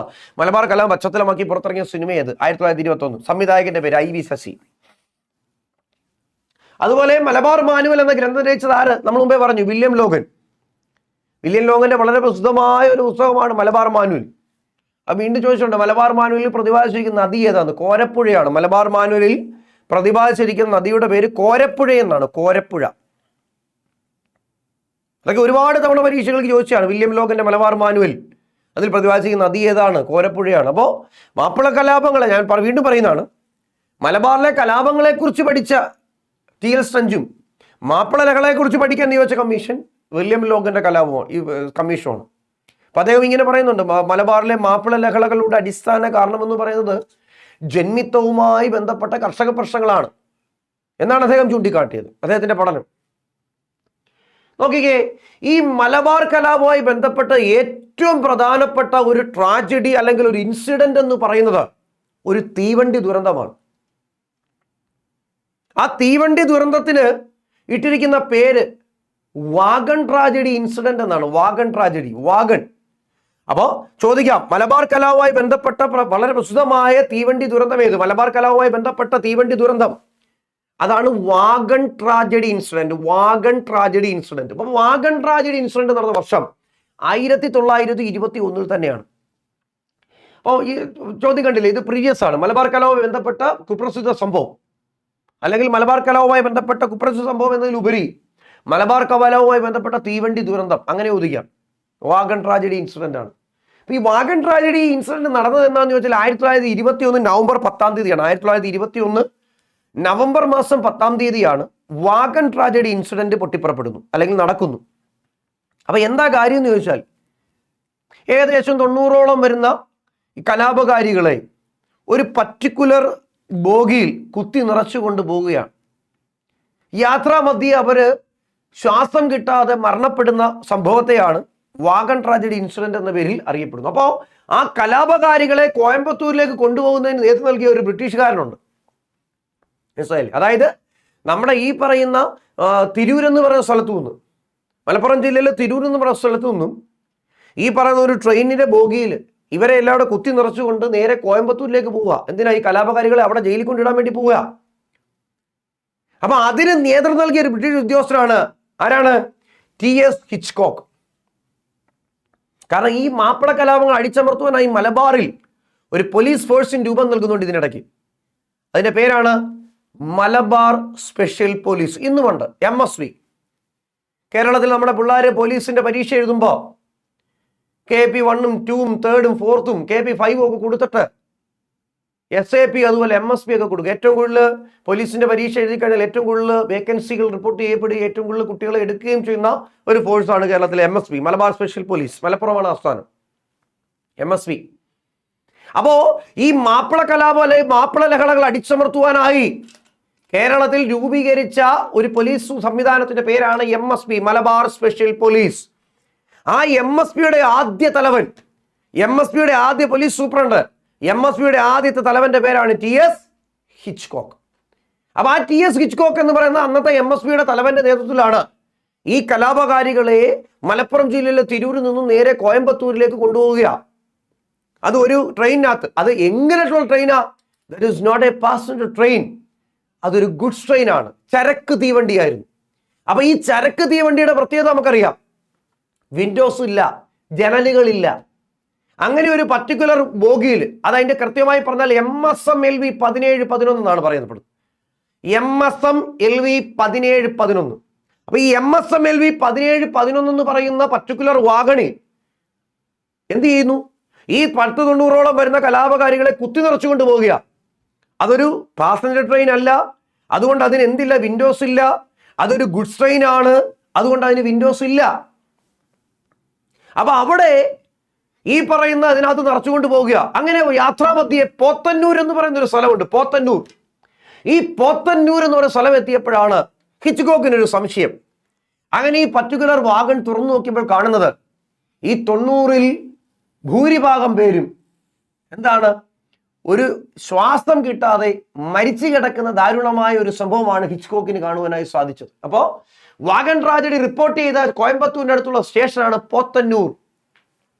അതായത് തിരൂരിൽ നിന്ന് കൊണ്ടുപോയി പോത്തന്നൂർ എന്ന് പറഞ്ഞ സ്ഥലമെത്തി. പോത്തന്നൂർ റെയിൽവേ സ്റ്റേഷനിൽ വന്നപ്പോഴാണ് ഈ ബോഗി തുറന്നു നോക്കുകയും ഈ പറയുന്ന ആൾക്കാരെല്ലാം മരിച്ചു കിടക്കുന്നത് ഇദ്ദേഹം കാണുകയും ചെയ്യുന്നത്.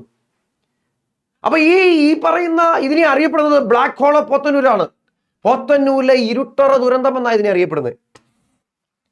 ഈ ഇൻസിഡന്റ് അറിയപ്പെടുന്നത് the black hole of Podanur എന്നാണ്. പോത്തന്നൂരിലെ ഇരുട്ടറ ദുരന്തം അങ്ങനെ വിശേഷിപ്പിച്ചത് വളരെ പ്രസിദ്ധനായ ഒരു ചരിത്രകാരനാണ്. അദ്ദേഹത്തിന്റെ പേര് സുമിത് സർക്കാർ എന്നാണ്. സുമിത് സർക്കാർ വാഗൺ ട്രാജഡിയെ the black hole of Pothanur എന്ന് വിശേഷിപ്പിച്ച ഹിസ്റ്റോറിയൻ, ദ ഫേമസ് ഹിസ്റ്റോറിയൻ, ചരിത്രകാരനാണ് സുമിത് സർക്കാർ. അപ്പൊ ഇവിടെ ഒരു കാര്യമുണ്ട്. വാഗൺ ട്രാജഡി അന്വേഷിക്കാൻ നിയമിച്ച കമ്മീഷനാണ് AR നേപ്പ് കമ്മീഷൻ. മറക്കരുത്. അപ്പോൾ ഈ പറയുന്ന മലബാർ കലാപവുമായി ബന്ധപ്പെട്ട തീവണ്ടി ദുരന്തമാണ് വാഗൺ ട്രാജഡി ഇൻസിഡന്റ് എങ്കിൽ ഈ വാഗൺ ട്രാജഡി ഇൻസിഡന്റിനെ കുറിച്ച് അന്വേഷിക്കുവാനായി നിയോഗിച്ച കമ്മീഷനാണ് AR നേപ്പ് കമ്മീഷൻ. അപ്പോൾ ഈ വാഗൺ ട്രാജഡിക്ക് പിന്നിലെ വ്യക്തി അത് TS ഹിച്ച്കോക്ക് എന്ന് പറയുന്ന നരാധമനായ MSVയുടെ ആദ്യ കമാൻഡന്റ് ആണ്. He was the first commandant of MSV, Malabar special police. MSVയുടെ ആസ്ഥാനം മലപ്പുറമാണ്. മനസ്സിലായില്ലേ? അപ്പോൾ അവിടെ മനസ്സിലാക്കേണ്ട കാര്യം ഒന്നുകൂടെ ഞാൻ പറഞ്ഞു. വാഗൺ ട്രാജഡി റിപ്പോർട്ട് ചെയ്ത കോയമ്പത്തൂരിനടുത്തുള്ള സ്റ്റേഷനാണ് പോത്തന്നൂര്. അപ്പൊ ഈ വാഗൺ ട്രാജഡിയെ കുറിച്ച് അന്വേഷിക്കാൻ നിയോഗിക്കപ്പെട്ട കമ്മീഷനാണ് AR നേപ്പ് കമ്മീഷൻ. വാഗൺ ട്രാജഡിയെ the black hole of Podanur എന്നാണ് അറിയപ്പെടുന്നത്. The black hole of Pothanur എന്ന് വിശേഷിപ്പിച്ച ചരിത്രകാരന്റെ പേര് സുമിത് സർക്കാർ എന്നാണ്. സുമിത് സർക്കാർ. ഓക്കെ അല്ലേ? അടുത്ത ശ്രദ്ധിച്ചേ, വാഗൺ ട്രാജഡി സ്മാരകം സ്ഥിതി ചെയ്യുന്നത് എവിടെയാണ്? തിരൂരാണ്. ഈ വാഗൺ ട്രാജഡിയുമായി ബന്ധപ്പെട്ടിട്ട് ആ സംഭവം സ്ഥിതി ചെയ്യുന്നത് എവിടെയെന്ന് ചോദിച്ചാൽ അത് തിരൂരാണ്. മറക്കാതിരിക്കുക, തിരൂര്. അതായത് മലപ്പുറം ജില്ലയിലെ തിരൂരിൽ നിന്നാണല്ലോ ഇത് ആരംഭിച്ചത്. വാഗൺ ട്രാജഡി ഇൻസിഡന്റുമായി ബന്ധപ്പെട്ട് അല്ലെങ്കിൽ ഈ കലാപകാരികളെ ഗുഡ്സ് ട്രെയിനിൽ കൊണ്ടുപോയത് തിരൂരിൽ നിന്നാണ് കോയമ്പത്തൂരിലേക്ക്. അപ്പോൾ വാഗൺ ട്രാജഡിയുമായി ബന്ധപ്പെട്ട സ്മാരകം സ്ഥിതി ചെയ്യുന്നത് തിരൂരാണ്. തിരൂരാണ് വാഗൺ ട്രാജഡിയുമായി ബന്ധപ്പെട്ട സംഭവം സ്മാരകം സ്ഥിതി ചെയ്യുന്നു, മോണമെന്റ്. അപ്പൊ അവിടെ നമ്മൾ പോയി കഴിഞ്ഞാൽ തിരൂർ റെയിൽവേ സ്റ്റേഷനിൽ പോയി കഴിഞ്ഞാൽ നമുക്ക് കാണാം ഒരു ബോഗിയുടെ രൂപത്തിൽ പണിഞ്ഞു വെച്ചിട്ട് അതിനകത്ത് ഇങ്ങനെ കൊടുത്തിട്ടുണ്ട് MSMLV 1711 എന്ന് പറഞ്ഞിങ്ങനെ കൊടുത്തിട്ടുണ്ട്. MSMLV 1711 ഒരു ബോഗിയുടെ രൂപത്തിൽ പണിഞ്ഞു വെച്ചിട്ട് അതിൽ വാഗൺ ട്രാജഡി ഇൻസിഡന്റ് അല്ലെങ്കിൽ സ്മാരകം എന്ന് പറഞ്ഞ് കൊടുത്തിട്ടുണ്ട് ഇൻസിഡന്റുമായി ബന്ധപ്പെട്ട്. ഓക്കെ, മലബാർ കലാപങ്ങളെ കുറിച്ച് അന്വേഷണം നടത്തിയ കമ്മീഷൻ നമുക്കറിയാം. ഞാൻ മുമ്പേ പറഞ്ഞു TL സ്ട്രെഞ്ച് ആണ്. മലബാർ കലാപങ്ങളെ കുറിച്ച് അന്വേഷിച്ച കമ്മീഷൻ TL സ്ട്രെഞ്ച് ആണ്. എന്നാൽ മാപ്പിള ലഹളകളെ കുറിച്ചാണെങ്കിൽ ആരാണ്? വില്യം ലോഗനാണ്. കേട്ടോ. ഇപ്പൊ മലബാർ കലാപങ്ങളെ കുറിച്ച് അന്വേഷണം നടത്തിയ കമ്മീഷൻ TL സ്ട്രെഞ്ചും വാഗൺ ട്രാജഡി അന്വേഷിക്കാൻ നിയോഗിച്ച കമ്മീഷനാണ് AR നേപ്പ്. ഓക്കെ അല്ലേ? AR Knapp commission. അപ്പോൾ നമ്മളിപ്പോൾ ഇത്രയും സെക്ഷൻ നമ്മൾ പഠിച്ചത്, നമ്മുടെ ഫസ്റ്റ് സെക്ഷൻ നമ്മൾ പഠിച്ചത് ഇതിനെ കുറിച്ചാണ്, മലബാർ കലാപത്തെ കുറിച്ചാണ്. 1921 നടന്ന ഒരു ഇൻസിഡന്റ് ആണ് മലബാർ കലാപം. ഓക്കെ, അപ്പൊ മലബാർ കലാപവുമായി ബന്ധപ്പെട്ട് നമ്മൾ പറഞ്ഞു എന്താണ്? ഖിലാഫത്ത് സമരവുമായി ബന്ധപ്പെട്ട് കേരളത്തിൽ നടന്ന സമരത്തിന്റെ പേരാണ് മലബാർ കലാപം അല്ലെങ്കിൽ മാപ്പിള ലഹള എന്നറിയപ്പെടുന്നു. അത് നടന്നത് 1921 1921 മാപ്പിള ലഹള അല്ലെങ്കിൽ മലബാർ കലാപം പൊട്ടിപ്പുറപ്പെട്ടത്. 1921. പിന്നെ നമ്മൾ പറഞ്ഞു എന്താണ് പൊട്ടിപ്പുറപ്പെട്ടത്? അതിന്റെ പ്രധാനപ്പെട്ട കേന്ദ്രം എന്ന് പറയുന്നത് തിരൂരങ്ങാടിയാണ്. മലപ്പുറം ജില്ലയിലെ തിരൂരങ്ങാടി എന്ന് പറഞ്ഞ സ്ഥലത്താണ് ഇത് പൊട്ടിപ്പുറപ്പെട്ടത്. തിരൂരങ്ങാടി, മലപ്പുറം. മാപ്പിള ലഹളകളുടെ പ്രധാനപ്പെട്ട കേന്ദ്രം എന്ന് പറയുന്നത് തിരൂരങ്ങാടിയാണ്. തിരൂരങ്ങാടി. മലബാർ കലാപം അല്ലെങ്കിൽ മാപ്പിള ലഹള പൊട്ടിപ്പുറപ്പെട്ടത് തിരൂരങ്ങാടിയാണ്. തിരൂരങ്ങാടി. അതെപ്പോഴും ചോദിച്ചിട്ടുള്ള ചോദ്യമാണ്, മാപ്പിള ലഹളയുടെ പ്രധാന കേന്ദ്രം എവിടെയാണ്? ഇനി പെട്ടെന്നുണ്ടായ കാരണം എന്ന് ചോദിച്ചാൽ പൂക്കോട്ടൂർ കലാപം അല്ലെങ്കിൽ പൂക്കോട്ടൂർ ലഹള എന്നൊക്കെയാണ് ഇതിനെ അറിയപ്പെടുന്നത്. അതാണ് പെട്ടെന്നുണ്ടായ ഒരു കാരണം. പൂക്കോട്ടൂർ കലാപം അല്ലെങ്കിൽ പൂക്കോട്ടൂർ ലഹള എന്നറിയപ്പെടുന്ന ലഹള മാപ്പിള ലഹള അല്ലെങ്കിൽ മലബാർ കലാപമാണ് 1921. പിന്നെ ഈ മലബാർ കലാപങ്ങളെ കുറിച്ച് അന്വേഷിച്ച കമ്മീഷനാണ് TL സ്ട്രെഞ്ച് കമ്മീഷൻ. എന്നാൽ മാപ്പിള ലഹളകളെ കുറിച്ച് അന്വേഷിച്ചത് ചോദിച്ചാൽ വില്യം ലോഗനാണ്. വില്യം ലോഗന്റെ വളരെ പ്രസിദ്ധമായ ഒരു പുസ്തകമാണ് മലബാർ മാനുവൽ. ആ മലബാർ മാനുവലിൽ പ്രതിപാദിച്ചിരിക്കുന്ന നദിയുടെ പേര് ചോദിച്ചാൽ അത് കോരപ്പുഴയാണ്. മലബാർ മാനുവലിൽ പ്രതിപാദിച്ചിരിക്കുന്ന നദി കോരപ്പുഴ. ഇതുമായി ബന്ധപ്പെട്ട വളരെ പ്രസിദ്ധമായ ഒരു കവിതയാണ് ദുരവസ്ഥ. എഴുതിയത് കുമാരനാശാനാണ്. എന്നാൽ സുന്ദരികളും സുന്ദരന്മാരും എന്ന പുസ്തകത്തിന്റെ രചയിതാവ് ചോദിച്ചാൽ അത് ഉറൂബാണ് എഴുതിയത്. പിന്നെ നമ്മൾ പറഞ്ഞു ഇതുമായി ബന്ധപ്പെട്ട വളരെ പ്രസിദ്ധമായ ഒരു തീവണ്ടി ദുരന്തമുണ്ട്. അതിന്റെ പേര് വാഗൺ ട്രാജഡി എന്നാണ്. അത് 1921 നവംബർ 10 നടക്കുന്നത്.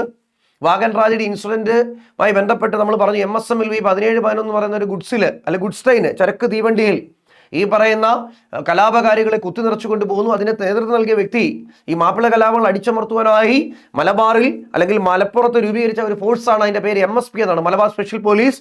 അതിന്റെ ആദ്യത്തെ കമാൻഡന്റെ പേര് TS ഹിച്ച്കോക്ക് എന്നാണ്. The man who behind this Wagen tragedy and that is also TS Hitchcock. അപ്പോൾ മലബാർ കലാപത്തിന്റെ അല്ലെങ്കിൽ വാഗൻ ട്രാജഡിയുടെ സ്മാരകം ചോദിച്ചാൽ അത് തിരൂരാണ്, മറക്കാതിരിക്കുക. അപ്പോൾ വളരെ പ്രധാനപ്പെട്ട കലാപങ്ങളാണ് നമ്മൾ ഈ ഫസ്റ്റ് സെക്ഷനിൽ പഠിച്ചത്. അഞ്ചുതെങ്ങ്, ആറ്റിങ്ങല്, പഴശ്ശി, പിന്നീട് നമ്മൾ പഠിച്ചതാണ് കുറിച്യർ കലാപം, പിന്നീട് നമ്മൾ പഠിച്ചത് മാപ്പിള കലാപം. ഇത്രയുമാണ് നമ്മൾ ആദ്യത്തെ സെക്ഷനിൽ പഠിച്ചത്.